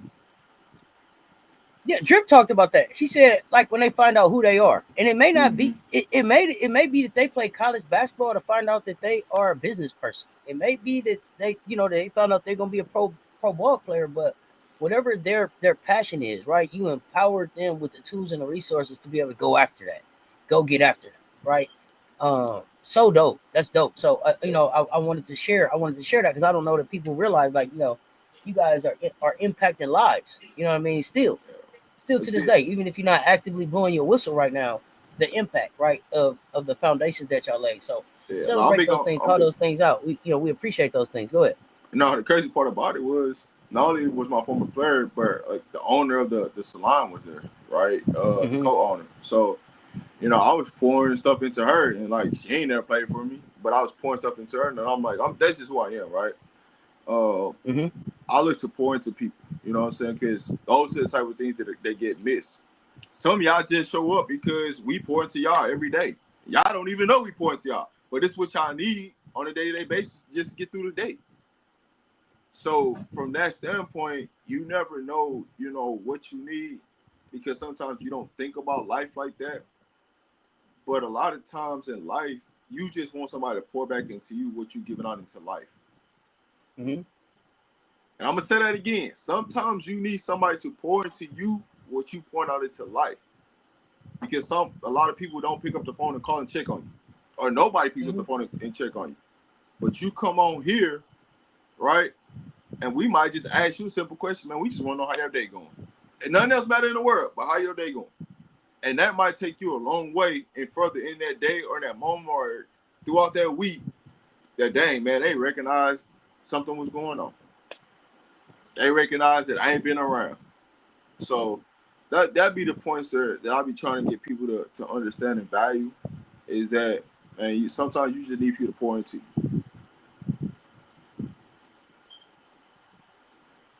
Pokey is also assistant GM. I think it's a unique situation. Okay, I got you. Yeah, definitely. And you never know. We pour into each other. Man, I didn't know that. I didn't know that. Thanks for asking. You never know. I told you I feel like this world right now is walking around like the crash movie. Y'all just want to crash into people. Y'all really want somebody to check on y'all, but y'all acting real gangster about it. No, you really want a hug. You put your arms out. It's all right. Some of y'all out there need a hug right now. Scared to ask for it. Don't be like that. Let's get As the words of Coach Dre, the cray craze. it. The cray craze. Yeah, y'all just need a hug. We out here for it, bro. We love y'all. The crash out Uh, cray craze. crash out. They crashing out just because they needed some attention, man. If you think Ezzy playing more than 16 minutes per game is going to lead to playoff success, you're gonna be sad at the end. She can start but limit Ezzy minutes. Why y'all want Ezzy limited? You know, Tell me that. Ezzy can actually ball. Like she not That's what playing I enough thought. minutes. Ezzy, I had Ezzy in my conversation with Depoy last year. I don't know. I just think it's time for I Ezzy don't to want move Ezzy on. on the floor for more than 20. That's what I said. I said get Ezzy up out of there. I think I think it's everybody just time for her to is, move on. Yeah. everybody's excited about Malonga. Ezzy is like your favorite toy till you get the new version on Christmas, and they just threw Ezzy to the side like she ain't nothing no more. Man, we gonna dust Ezzy off, man. Put her in a new uniform and let her work. See, they got that shiny new Malonga. Right. Yeah, so they acting like Ezzy ain't nothing. That's okay. We'll get Ezzy. We'll take Ezzy. I would love to put Ezzy next to Asia. That's crazy work. I would Yo, love to no, put. I would listen. love to put. I would love to put Ezzy next to Aaliyah. I would love to put Ezzy next. Man, go ahead. Don't get me started. You know what the real problem is Malunga's putting up all these good offensive games and she's Mm-hmm. rebounding, but she's also killing them on the defensive end that nobody keep looking at. Getting killed on the defensive end. Because hey, listen, if I'm anybody, hey man, you isolate Ezzy. You isolate Malunga, you just keep dropping at her because she gonna foul you. Because she's trying to block everything. Because she's still young. She don't know better than, hey, listen, you can just put your hands up, shoot up in the air, and make it hard for people to shoot over you. Instead, no, I want to block everything that comes to the rim. Okay, cool. When you get players like that, guess what? We're gonna work on those type of players. You're gonna find out in the playoff series, you're gonna keep putting people in the bonus. It's gonna take her off the floor. Then guess who's gonna be out there? Ezzy, who you don't want to be out there. Mm-hmm. Kid, I don't really know what you're talking about. I don't know. I don't know seven in life or 7 Life. I don't know who that is. Even we Fever fans not that cold. Family embrace it. Life is too short, regardless. Appreciate the super chat. Yeah, appreciate the super chat. I'm not really sure. I don't know who 7 Life is. We don't. Yeah, we this community right here is open for all people that's genuine about hoops. Your team is who your team is. We got Fever fans in the fam, but we don't do BS narratives, and we don't do clickbait. Other than that, no, we here for it. Appreciate the super chat. Malong is a 7-foot wing. Woo. You sure is. Yes. Woo-hoo. Says Ezzy is a starter in Vegas, but not in Seattle. That's fine. That's fine. That's what I'm saying. Y'all don't keep her over there. I'm telling Chicago Sky the same thing. If Camila Cardoso ain't your cup of tea, hey, just like I tell people, I ain't for everybody. Move around. Hey, put her on the block. If somebody want her, I will show you. You can't teach 7. You can't teach 7 feet. That's for real.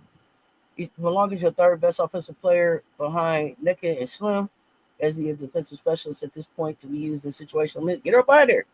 Well, see, here's the crazy part is Izzy got a nice bag offensively. She just don't ever get to show it because they don't want her to show it. It ain't the capabilities that she can't do it. She can knock down a 3. She could take you off the dribble, get to the rim. She could be consistent making layups. She could post up. But if you're not allowing, like, this is the thing that y'all don't think y'all realize. What they asking Malonga to do for her to be out there on the floor is not the same thing that they're asking Izzy to do. That's the difference. Correct.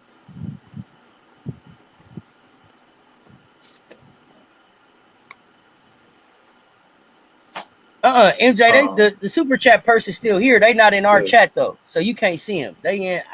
They made me. I don't know if they in Rob chat or No, they ain't dipped out. They still chat. talking. I can't tell. Yeah, they just not in my chat. I don't know who chat they in. Who's is that my chat? I don't know. I'm in StreamYard, so I can't. I see all the chats. Yeah, we see all the chats. Yeah. Okay. So but Jeremy said Gabby's the third offensive option. So I don't think they really also trying to play Ezzy out of position in Seattle. She's not a 5. She's a 3. You think Ezzy's a wing too? Okay.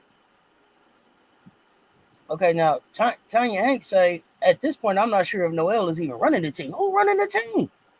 He said Pokey already. On her way out the door. Gabby can relax now. Slim there. Protect the youth. What's happening? Yep, I keep a relationship with my high school coach until she left the earth. I know that's right. Yeah. The earth, you hear me? The earth. All right, so I'll say this. I think for me, Ezzy is more of a four. But the reason why she can get away with playing at the five is because she matches her very, very well with a lot of fives in the league. With her length. Her length bothers a lot of people more than people realize. But her natural position is a four, a stretch four. That's what her natural position should be. But depending on the team, right? If she's with the Aces, she's the five, and she can do a credible job at the five. But depending on what team she's playing with, like if she wants to go play with Chicago, right? Cardoso's probably gone. She's gonna play the five next to Angel Reese. Depends on what the team she's at, but she should be a four in this league, to be honest with you. But that's where the best players play at. That's why Nick is playing at the four, because she's the best player, and that's normally where the best players play at, is the four. So there you have it.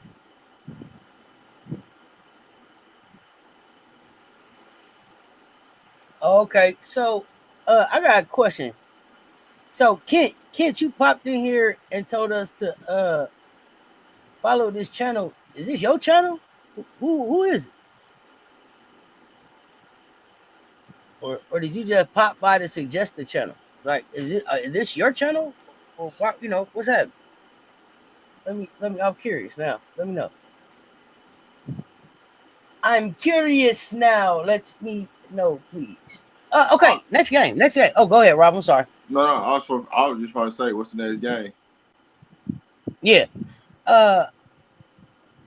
New York Liberty at Phoenix Mercury. August 30th. So Stewie hopes to be back by the 27th. So she should have played against the Mystics, and this would be like her second game back. The Mercury won 2 of the first 3 meetings with New York, so they trying to even the series with this one. What you think? No, I was saying because I seen this comment. FM said, "Nah, more Storm talk." What you got? No, because this person is like, I like Asia at the 5. You might need to put Asia at the 4. Asia does not need to play the 5. She doesn't need to play the 5. She needs. Do to play you like Ezzy at the 3? I don't think there serves no purpose of her playing the 3 with the Aces. If she's gonna play the 3, that means we need to have a center on the floor. So why don't y'all like Ezzy at the 5? I want to put Ezzy at the 5 for the defense. Why don't y'all like Ezzy? Tell me what's wrong with Ezzy at the 5, y'all. What I'm missing?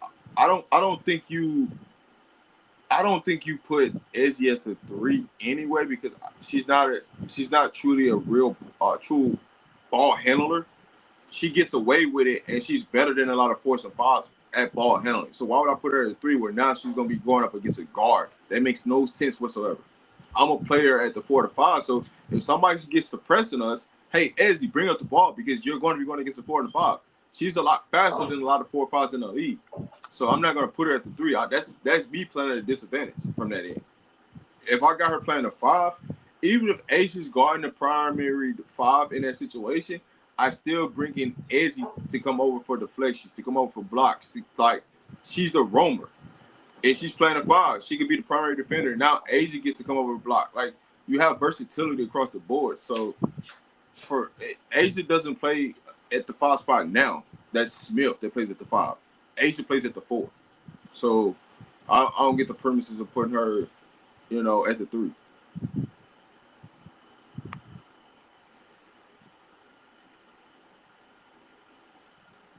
Nalissa plays the 5 with 2 left feet. So what are we talking about? Oh my goodness. Where does Nalissa's game go after a full year playing with Asia? She's able to do that. Does her game change? Does playing with Asia help her grow and develop? I'm not gonna hold you.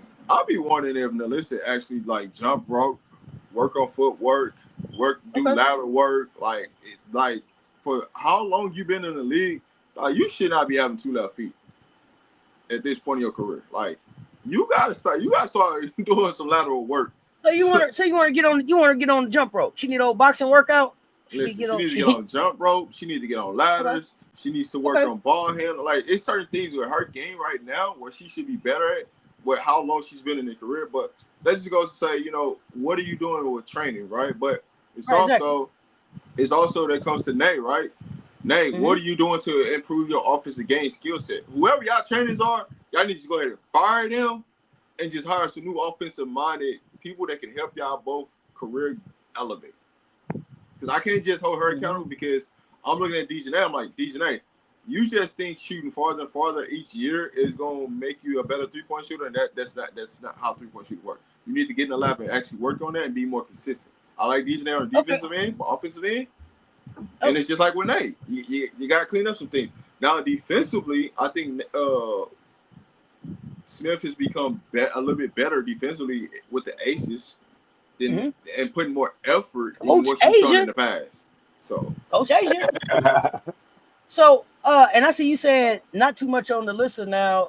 She's just out of shape. Her diet is trash. If that's the case, it's even more on the list because that right there, what you put in your body is on you. So I'm on her head now. If that's what we talk about, her diet. She's been in the league this long and she can't fix her diet. That means she ain't serious then. The only thing she needs to do is eat right to keep playing basketball. Yeah, no. I would say. Now, y'all, what we talking about? What we talking about for real? Now, not too much on list. It's her diet. What is it? She only got Snickers in the vending machine at her house. What we talking about? Listen. It's her diet. The first thing I look at is the core. That's the first thing I look at. Is your core not right? The McRib. Not the McRib is back. We in trouble. FM, stop it. I ain't got time for you right now. Did you say the McRib is that? I can't. Liz got a yeah, and Michelle, you did. You said she got to slide them puppies defensively, but she played harder in Baylor than her 4 years in the league. Damn. DJ hitting threes. It's coming. She got to grow, but her diet, bro, that can't be the problem. That can't be a problem. She just don't know what to eat. Well, I'll say this, right? If you're gonna make that assumption to make that point, that's fine, right? But you also have to understand this. Who has she been around that's forced her to say that she needs to eat better, have better habits, create these type of habits, been in a winning culture, been with a championship team? Like, that matters. And when you come into the league and you go straight to Indiana and they ain't got no culture set, ain't nobody with no championship mindset, and all you gotta do is just play off your talents, that's gonna happen. But when you get to Vegas, it's a different standard, right? Because you always talk about standard sets, right? Yeah. Part of that is part of just being a basketball player is putting the right stuff in your body and understanding how to be disciplined to understand that we're looking at a championship and not looking at no first round exit, and to how and what all plays in the part, because that's part of you being healthy and staying healthy and longevity. So from that standpoint, I give you that, but I mean, what factual information do you know behind it? That's what I was saying.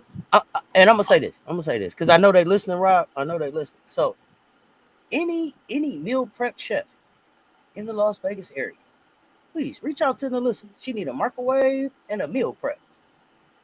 Prep it up for her. Prep it up. Like, even if you can't cook, even if she can't cook, that's fine. She can't cook. She has to recognize I can't cook, and my diet will take me right out this league. So what are the resources I have to be able to fix that? She ain't met no chef, blue apron, anything. Come on, something. I'll say it's more than just that, right? You got to get your butt in the gym and get there and work with a trainer and start working on your core. Your core is what's going to carry you more than anything else, right? You could be like a Chad Johnson and eat McDonald's all the time, and your figures is right. You know what I'm saying? But you got to get with the right people that understands. Anybody old as me, because I don't want to call nobody else old, but they might know the answer to the question. Anybody old as me, tell me what did Cheryl Swoop say her before the game meal was? A Snickers and a Pepsi. Cheryl say she wasn't ready to hoop till she ate a Snickers packed with peanuts. It's really satisfying. If you don't know, I don't know. Figure it out.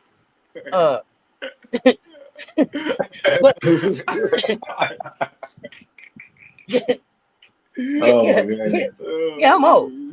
More Blue Apron, less DoorDash. I'm saying, pack with peanuts. It really satisfies. She getting a Snickers and a Pepsi. I'm just saying. We can't get Liz on her way out the league if she don't fix that shit. She's overweight. She's too slow on both ends. Okay, now let me say this. My problem with that, right there, soda for Swoops, she came back, I think she's diabetic, working. and cut it out. Yeah. Eventually, yeah. But All right, so since I'm here's talking what I'll about when say. she was playing. Here's what I'll say to this, right? Because I see But what people saying. I want to. I'm gonna say Let me this. say this real quick. I'm gonna pass it to you real quick. Let me say this. You say she's overweight. My problem with that is that KB seems overweight too. So what the hell is going on in Las Vegas? Go ahead, Rob. I think this is the slimmest you've seen KB. KB taking Yeah, it serious. yeah, So okay. About time, like yeah, she getting in shape. She getting in yeah. shape. But to me, So right now, she still looks. She don't look so like a pro ball player that's been playing pro basketball for 3 years. yeah. I was gonna say this to Nelissa's point. I mean to Nelissa, right? The first half of the season, who was she with? She was with Dallas, right? Mm-hmm. Did anything in Dallas make her feel like she needed to take something serious? Man, that brisket down there coming off, boy. Oh, that we good down Dallas. What you talking about? Yeah, she was taking that serious. No, I don't know. No, I'm just I don't saying. think that. No, I'm joking. From a basketball standpoint, I don't think that they really. They didn't introduce Melissa in a serious way. They introduced her as we got her so that we could get DJNA.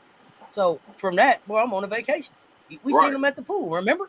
So now she ain't really in no basketball shape. It ain't really no expectation. You just out here.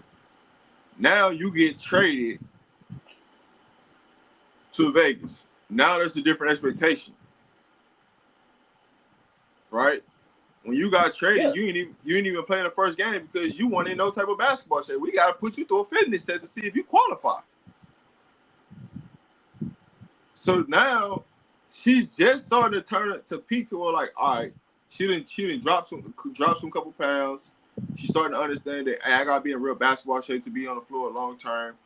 She's a little bit more disciplined, right? Because the fouls that she was making early on in the season, she's not making those fouls. That comes down to fatigue. When you start fouling a lot, that just comes down to fatigue and you frustrated because you're not scoring on the offensive side of the ball. That's just what it is when people start fouling.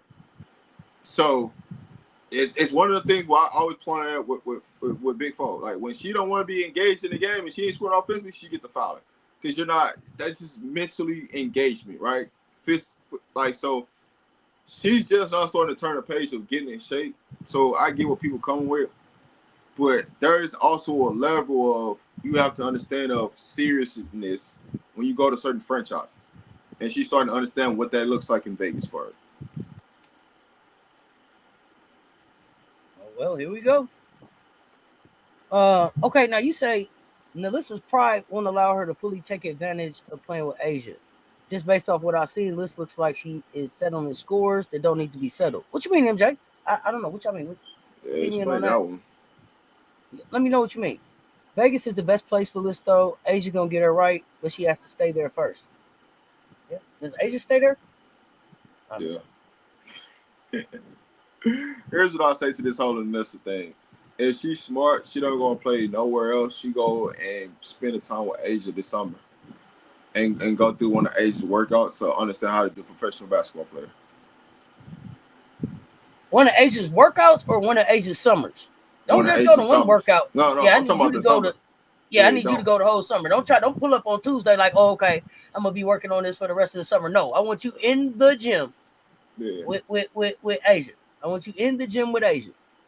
And You said she at the Bellagio buffet now.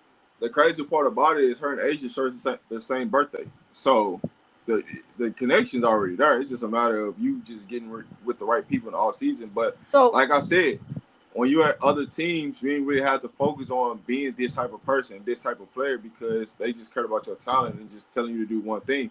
Well, now with the Aces, you got to have a complete game. And so I think being under Asia, she's going to understand that to say, hey, I got to take this offseason with a different approach. yeah, I don't know. I haven't said anything about Peely's weight. I'm waiting on Peely to get on the floor. Courtney Paris was a baller. It's not the weight.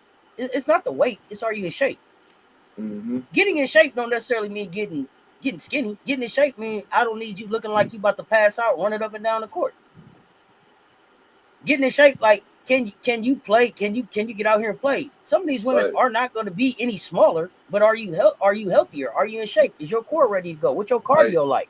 you know what I gotta say to some of these players.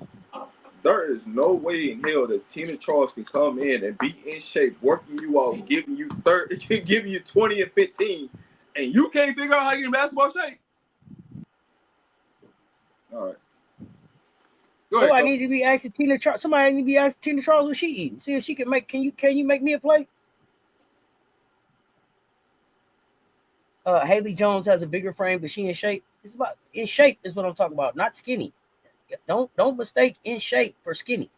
It's very much discipline. Hey, if Tina Charles can figure out a way to get in shape, I know you can figure out a way. Can't tell me that. Yeah, so I don't want y'all to think that we up here body shaming or talking about people need to be smaller. We're in shape. In shape. Working on your Totally core, different. running extra miles, like the stuff to get you ready to go play basketball. Not you go up and down in 2 minutes and you like, damn, coach, coach, give me one, coach. Give me one, coach. I need one. Like, no, you just got hurt. But you make a play about you ain't playing on minutes. Man, miss me with it. You say Liz don't play enough minutes. So a lot of what I've seen is rush play. Everything has to be done right now. She doesn't find her way into games as a vet usually does. You know why she don't play enough minutes? She's not in basketball.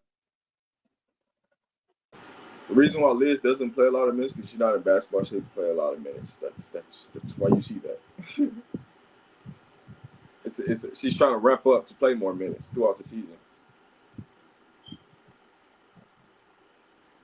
You think her slept on mentality is changing and adjusting? That's what her brother and family was tweeting in her indie days. Come on, Melissa.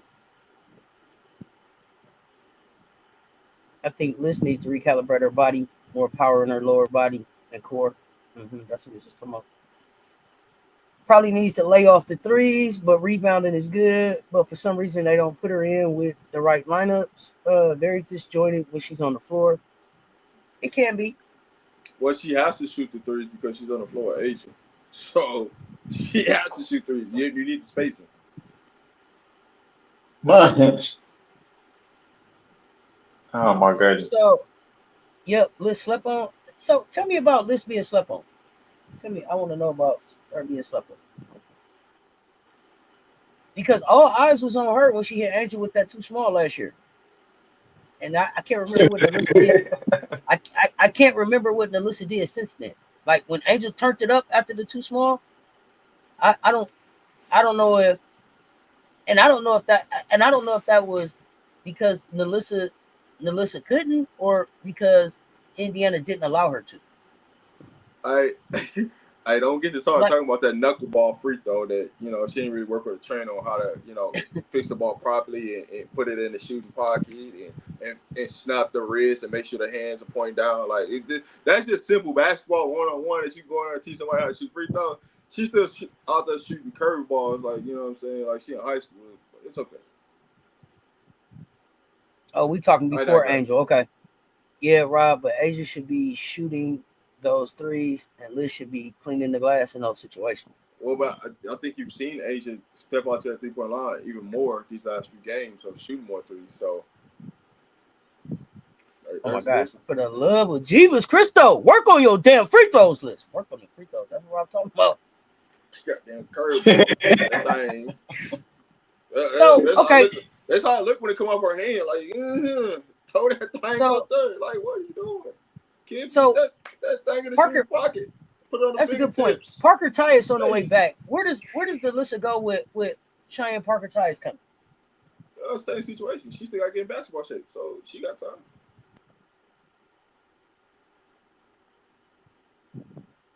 Oh no, T Carmelo. I didn't think you was talking about me, but sometimes if people catch certain portions of the show, I just want that in there. So we ain't body shaming. We really talking basketball. That I appreciate that. I don't know what happened to Liz Skill. She used to be Flames. I think it was Indiana, then Dallas. I needed her to turn. Yeah, so I mean, damn, like Indiana was like everybody else got. I didn't understand why they treated Erica Wheeler and Alyssa Smith the way they treated them. I couldn't. I didn't understand why they treated them like that. Like everybody else was playing.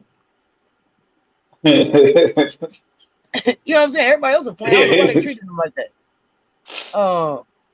Listen, KB have been in the league 4 years. Should have been better habits. Should have better habits. But Well, maybe, here's but you when you know better, you do better. So maybe they'll. But that's what I well, was thinking, that they would get in the gym together. well, here's the thing with KB. You already know the background story to that. They just want her to come up there, crack jokes, and be involved. They didn't need her to do nothing. This is the only year where they're like, hey, yo, you gotta show us something. This is the only year that she's been at Vegas where they're like, hey, yo, you gotta show us something. And guess what she did? She went and got in shape. She started shooting three. Now she might go 1 for 7 from shooting the 3-point line in another game, but she gonna get them up while she in the game. So, I'm still waiting on that where she's talking about she was really hooping, like, so that practice that translates to a game. I'm still waiting on that moment for her in the game. But her energy to start off games and the willingness to, shoot the open shot, hey, give credit to what credit's due. Good point. Next game, we almost. I think we almost at the end. I think. Sparks at the Storm. No, I lied. We're not almost at the end. We got like 1, 2. Yeah. Rapid fire. Four more games. 4 more games after this one. So let's go. The Sparks at Seattle. Second of back-to-back games for the Sparks. They host the Mystics on the 31st, and then Seattle comes into town on the 1st. Turn their season around 4-6 in the 10 games before All-Star, 7-3 in the 10 cents. The Sparks and Storm, if they stay just like they are right now, they will be battling for that 8th and final playoff spot. Sparks Storm, what y'all think? I'm rolling with the Sparks on it. I think the Sparks is in a better situation than Seattle is, and especially in a headspace standpoint. I think they're really vibing with each other. They just need to clean up a couple things defensively, and hopefully Cam Brink can stay there. So yes, it's Cam Brink. Does Cam Brink get healthy? If Cam Brink is healthy, I'm rocking with them. Man. They need Cam Brink on the floor when it's time to finish games. Yeah, they do. I'm gonna share my few cents about the Sparks and get on off here because I have my self-care time is over and I got to move on to the next thing. So thank you for having me. But the Sparks, I think they really be Cam Brink has to get in shape. I think you got to figure out a good rotation with the front court that you have with Stevens, Hamby. I think you got some great skills that can really bother some teams when you know how to use them to bother the opponent. I still don't think they figured out. Even with Tremel there, I still didn't think they haven't figured out they're beating on that crap how to perfect that because you have some skill sets where it can bother teams. The length in the front court. But I like the Sparks. I'm not a Sparks fan, but I like what I'm seeing and grow up and then really giving Ricky a boost of confidence and letting her to shoot and what you call shooting her strength and her strong spots and be a contributor and be a leader like that. And she's gonna play some scrappy defense. And so Plum is Plum. It's gonna look like she's playing defense, but she shows up for all. I'm just saying, the fake hustle, look baby. like she's playing. Fake hustle, baby. That's what that's called, baby. Look like she's playing defense, but she's just there for all. So appreciate y'all. Thank you for having me up, Auntie. And then I will see you tonight. We got score reverse of these games. All right. Tonight. Sure, we'll see you tonight. Y'all see how he skip out on his job. So when he get docked later on, y'all remember he left early. That's called superstar defense, coach. Oh, that's called fake hustle. That's fake hustle. Yeah. It look like they doing something. It look like they doing something because they moving their arms and moving. They really ain't doing nothing. Come on, man. That's called fake hustle. That's what that's called. Yeah. Clapping their hands, hit the floor, don't all that. Man, come on, man. Stop it. Oh my goodness. If it motivates everybody else, let's go. Right. Okay, we got Rob on rapid fire. Indiana Fever at Phoenix Mercury, September 2nd. Well, I was going to talk about the fake hustle. It's almost like, when you see Diamond Middle. I was going to give you a moment when you seen Diamond Middle last night, get the clap in her hands, get a point, like, you going hurt. They come down to get busted right in their face. Like, what are you doing? How you going to point out somebody else's assignment, and then somebody just come down and just pop? What? They get to look around looking stupid like, dang, was that on me? Yeah, it was on you, and you know it was on you. Yes, that was your man. That was the one you just told us you was guarding. Remember? Yeah. When you were clapping your hands. Yeah. You clapping your hands, you point, because you just hit a little three, you come down, you get the point, and looking like, making it look all good. Like, hey, man, that's called fake hustle. That's what that's called, man. Stop. I got 2 questions on this one. Don't stop the fake hustle. Indiana Fever at Phoenix Mercury. Is Clark back for that game? And what does Odyssey Sims do for their push for the playoffs? I mean, y'all know how I am about when you. And I don't know if I told you that's September 2nd. This September 2nd. It don't matter what the date is. Y'all know how I am with when it comes to bringing in pieces, bringing out pieces. When a dramatic of a team change, one person can change the dramatic of a team, right? So here's the thing: you got Odyssey Sims there. That's one thing that you got to play with, and then you're gonna turn around. And at some point, you're gonna have to equate CC into this fold. So that's a whole nother situation. So you can already see when it gets to the playoffs that this is gonna be bad for business because y'all ain't gonna have no time to jail with the lineups that's in there. It's kind of like when Ari McDonald was playing at a high level, the team was playing at a high level, and you brought Caitlin Clark, and then all of a sudden they forgot how to play basketball. That's going to be the same. It's going to be 2.0 of that. That's what it's going to look like.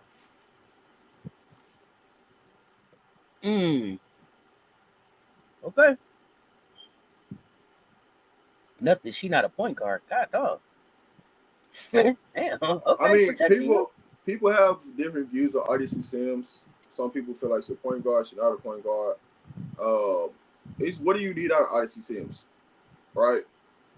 I would take Odyssey Sims over Dana Evans. And can Odyssey Sims, but can Odyssey Sims be the Ari McDonald that they need? Yeah. But they're not. Are they asking her to do that though? No. I'm not talking about what they. I'm not talking about what they asking her. I'm looking at what they lost. I felt like Ari McDonald was a big piece for them, right? Like, okay, this makes sense. So, is she a plug and play for that role? Yeah, they want to use her right there. Defensively, what Ari McDonald brought to the table, Odyssey Sims can match that, but just a bigger guard, right? If you watched the game last night, at times she was giving Paige fits. Paige was having a tough time getting shots off, getting the ball, like she was denying her. So, from a standpoint, yeah, she can do it. But is Indiana going to allow her to be hurt and do that? She can go score. If you need her to tell her, hey, man, we need to go drop 30, she can go drop 30. But are they going to allow her to drop 30? It's a whole different other situation. So. Let's see. Maddox said the Aces lose to New York today. We'll see. On a back-to-back? Okay. We'll see. With no Stewie in Vegas? I don't think so. I don't think so. I don't think so. I don't think so. I got Vegas winning tonight. I'm waiting on Sophie Lexi Butt sandwich on Odyssey. Yeah, you think it's coming? I'm waiting. I remember her name now, Danielle Adams. She played for the San Antonio Stars. I don't know what you're telling us about Danielle Adams. Remind me now. Next game, Sparks Dream. You don't think the Aces beating? You don't think the Aces beat New York today? I want y'all to address people. You know what I'm saying, about who people are, and not just put bro behind it, and not just assume things.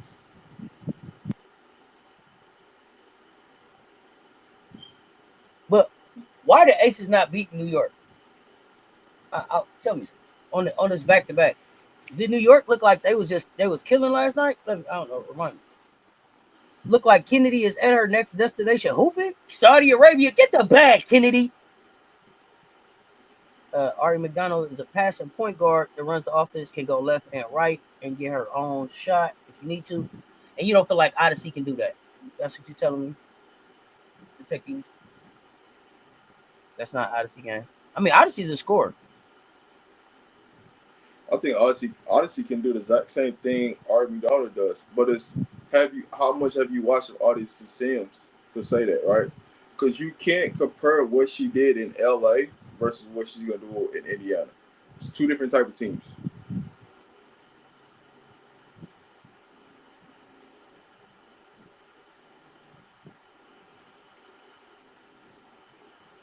Like I said, I felt like when I watched Odyssey, Odyssey was more trying to keep a job than it was about being able to help a team. So that's why I was in on Odyssey being the LA Sparks this year. So I was surprised when they got rid of her, but you know, I guess she did fit as far as like the offensive fit. Odyssey may be out of shape. She looked a little bit off, but I'm gonna give her time to mesh. Mine was kind of cooking last night. New York was kind of cooking last night with 5 players in double digits. I believe 3 players dropped 20 a pop. Oh yeah, that New York could give you that. New York could give you that. Ari McDonald more of a floor general than Sims. That's my opinion. Okay, like I said, Odyssey's a scorer to me. The forward center that was a beast, the player I was talking about in my previous comment. Oh, okay. It wasn't Courtney Paris. I got you now. Get Kennedy. Hey, they paying Saudi. Hey, Kennedy got some Chinese. She got some China money in the bank. She went down and put some Mexico money in the bank. Pulled up, got some oil money. I ain't mad at her. I ain't mad at her. Kennedy looked like she living her best life. Two different type of teams. Definitely two different type of teams. Does Odyssey fit better for you, Rob, at LA or Indiana? I think natural spot for her would be like Indiana because they're shooting around her. When you go with a Mitchell Hall or Mitchell Sophie, they're shooting around her, so they're spacing the floor to allow her to downhill attack to the rim. I think that's more of what she wants to play. So I think this style of play that Indiana has, and they run sets, fits her more than just playing in LA, whatever. So like just your turn, my turn. Whoever get the ball, go get a shot. Gotcha. So, okay, let's go to the next game. September 9th. This is the last game of the season for Indiana. It may be for everybody. I don't know. For everybody, Oh no, everybody plays on. no, because the Lynx play 2 days later. The Lynx last game is against the Bouts. The Indiana's last game is against the Minnesota Lynx. I'm looking at it. So, does Minnesota put Indiana out of the playoffs in this last regular season game? No, as long as CC comes back before then, I think that'd be fine. I don't think it puts him out. Okay. Because really, Go ahead. what it's gonna come down to is Golden State. It's more than anything else. It's gonna come down to Golden State. For me, the X factor of the playoffs is Golden State. Because I got LA in, I got Seattle in, I got Indiana, but I think Golden State is fighting them three teams to get in. So. Okay. You said no, but Indiana's still losing. God, But if it's the last game, I don't even have Minnesota should play none of their starters. They should play all the bench players and let them just play, get some cardio in. Okay. Because it ain't gonna matter for them. It ain't gonna change them from getting home field advantage. Where they going? Where their standing is at? Got you. And do you believe that to be true, even if Nafisa doesn't come back to the playoffs? Yeah. Okay. Still September 9th. Golden State Valks at Seattle Storm. At Seattle Storm. I don't know if Billings is back by then. I don't know what they're doing with Billings. Listen, Seattle done lost like 7 of their last 9 since the All-Star game. I don't know what they're doing. This is their final regular season matchup. Does Golden State put Seattle out of the playoffs in this game? I think that's gonna be the game that decides who goes to the playoffs. Okay.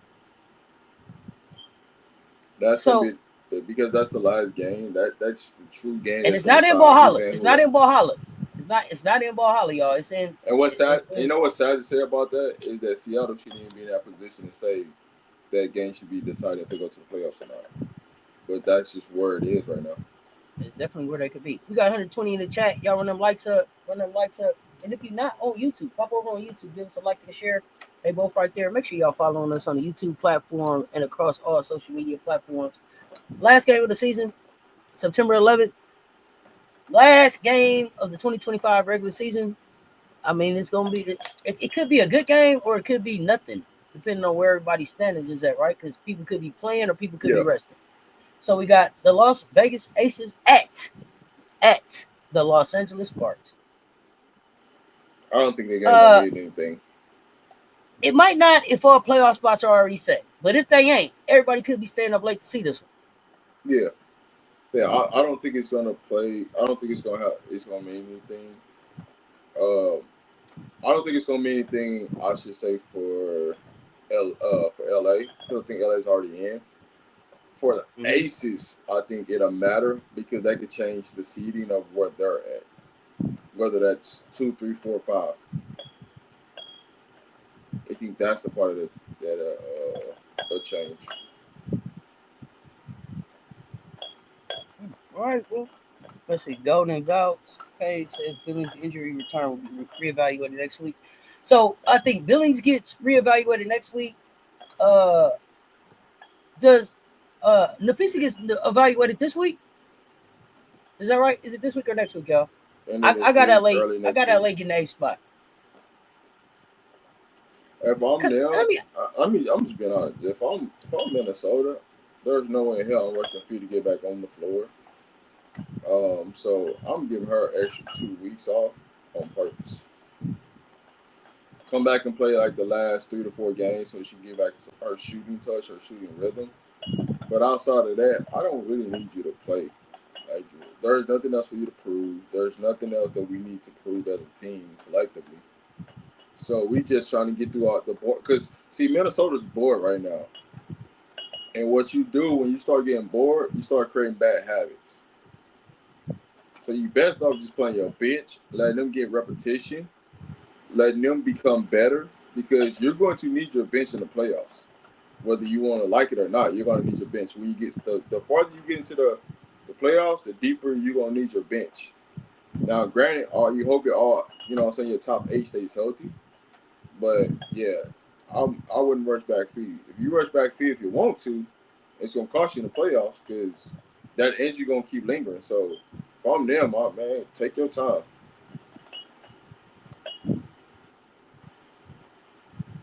It don't matter. it don't matter. Yeah. I don't care what you do with her.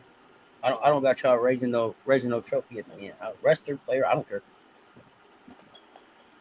I don't see y'all with the chip at the end of this thing. But I don't have a preference. But I already told you I don't think she's the most valuable player on 18. So that's just me. Rob, what you got up for the rest of the day before we get out of here? Man, we got to see you Women's Wednesday. See you Women's Wednesday tonight. Of course, we got, Seth's going to be up there hosting, doing a little bit of hosting tonight. So, who's my MVP of the league right now? If I had to give it to somebody right now,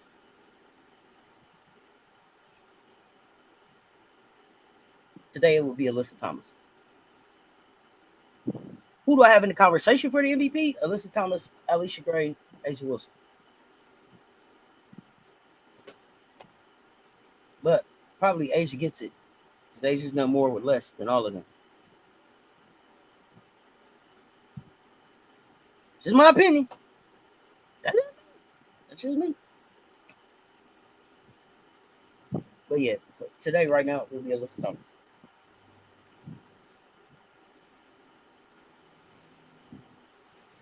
Man, like three trip dubs in a row. Nasty work.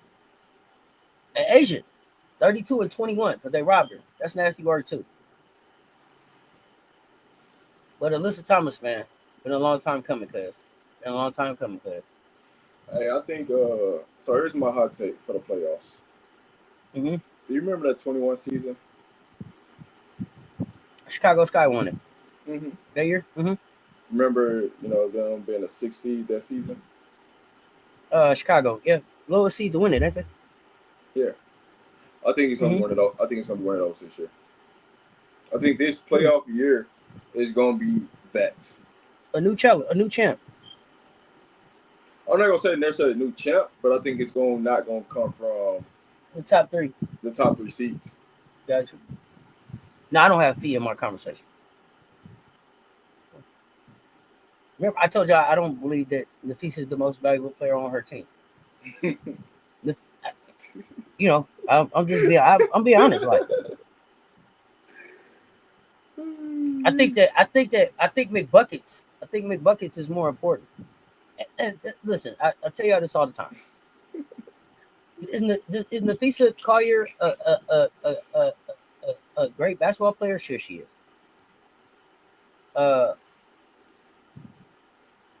I wouldn't have gave her the defensive player of the year last year. She wasn't that for me. And like I told y'all, man, like Nafisa's cool. I love what she's done outside of the WNBA, like starting unrivaled. She plays great basketball, but when people get into the conversation like she's better than Asia or on the same level as Asia, I don't understand that. And so that's where I get real about Nafisa. Like, how? Wait a minute. So she's with Asia? How? How do y'all get there? Because when I get to looking at the resume, it don't stack up like that. And then then y'all be telling me about all this defense that she can play, defensive player of the year. I see her get cooked. Let her cook. I have a great respect for the things that Nafisa is good at, and I love the business acumen that she's attacked like women's basketball with. But like, no, I don't have her as an MVP. Y'all like MVP? I ain't there. You got the Lynx as the champs? No, I don't have them as the champ. I didn't have them in the finals, so there's that. So here's the thing. What I told y'all last year was this: they didn't close at home. They brought Dejanay in, and that's a great pickup for them. And I think that'll be good if they can keep the stuff buzz going forward. That's a good look for them to build on, but that doesn't get them over the hump this year. And they didn't fix their problem from last year. They're still lighting ass in the middle. And everybody that they're going to have to play against can go big in the middle. And they can't. And I know y'all going to tell me, we got the girl from, she from Germany. I don't want to mess her name up. And she's okay, but she's not enough. She makes them more. I don't. So I just makes them more to a finesse team. And you know what? And I don't need. I hate to say this, but Nafisa, I think, is gonna be like always the bridesmaid, never the bride.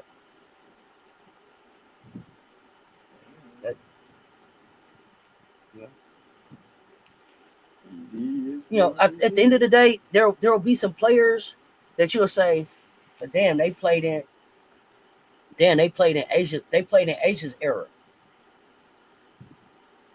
They could have got one if they didn't play in Asia's era. Like Mike, like, man, Charles Barkley, he was great, but he played in Mike's era.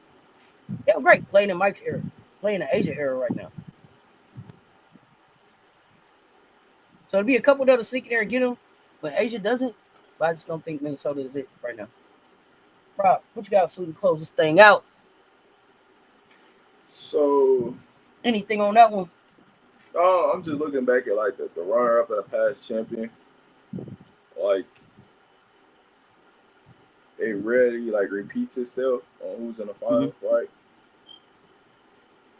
So one of these two teams got to be in there. Either it's going to be New York or it's going to be Minnesota. But both of the teams won't be back there. So that means they're more likely to have a new champion. That's all. I'm just looking. But nah, man, we got a buff show tonight. Women's Wednesday. To see you with the see you aunties. So, if you want to talk some football, you're a female, you're a woman.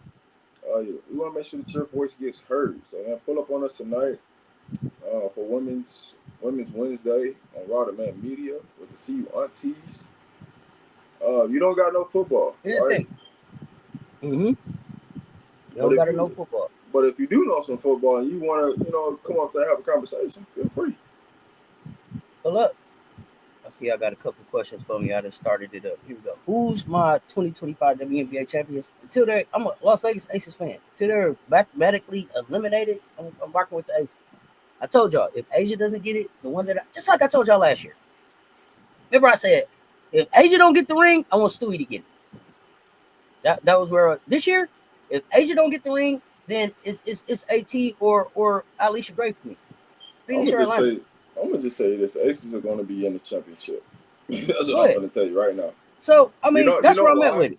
You know why? Since 2020, when 2020 the Vegas was in the championship, they didn't win. 21, they didn't make it. 22, they were there. 23, they were there. 24, they missed. So what do you think? Like the magic of the map, if it's math right, what do you think logically gonna happen?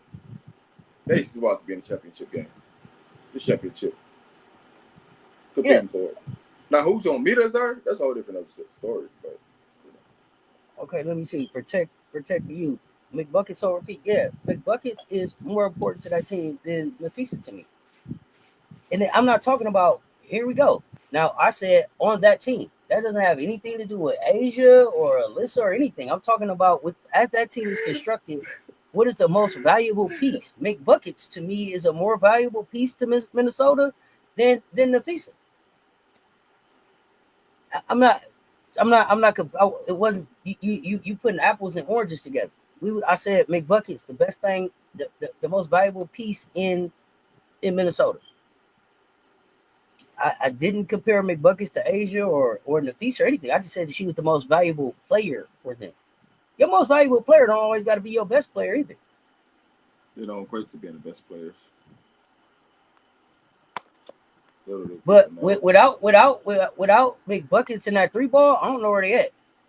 And it's other people to shoot the three. It's just not they don't do. It's not as important as when McBuckets does it to me. Lynx is going to win this season. We also going to beat the Liberty if we play them again. Okay. You're not. You're not. I want Asia to get the ring and AT to get the season MVP. I'm ready for Alyssa Thomas to be a champion in this league. I'm telling you right now, that's not going to repeat itself. New York got drastically better and they're healthy soon. It's up. They still don't fix their issues from last year.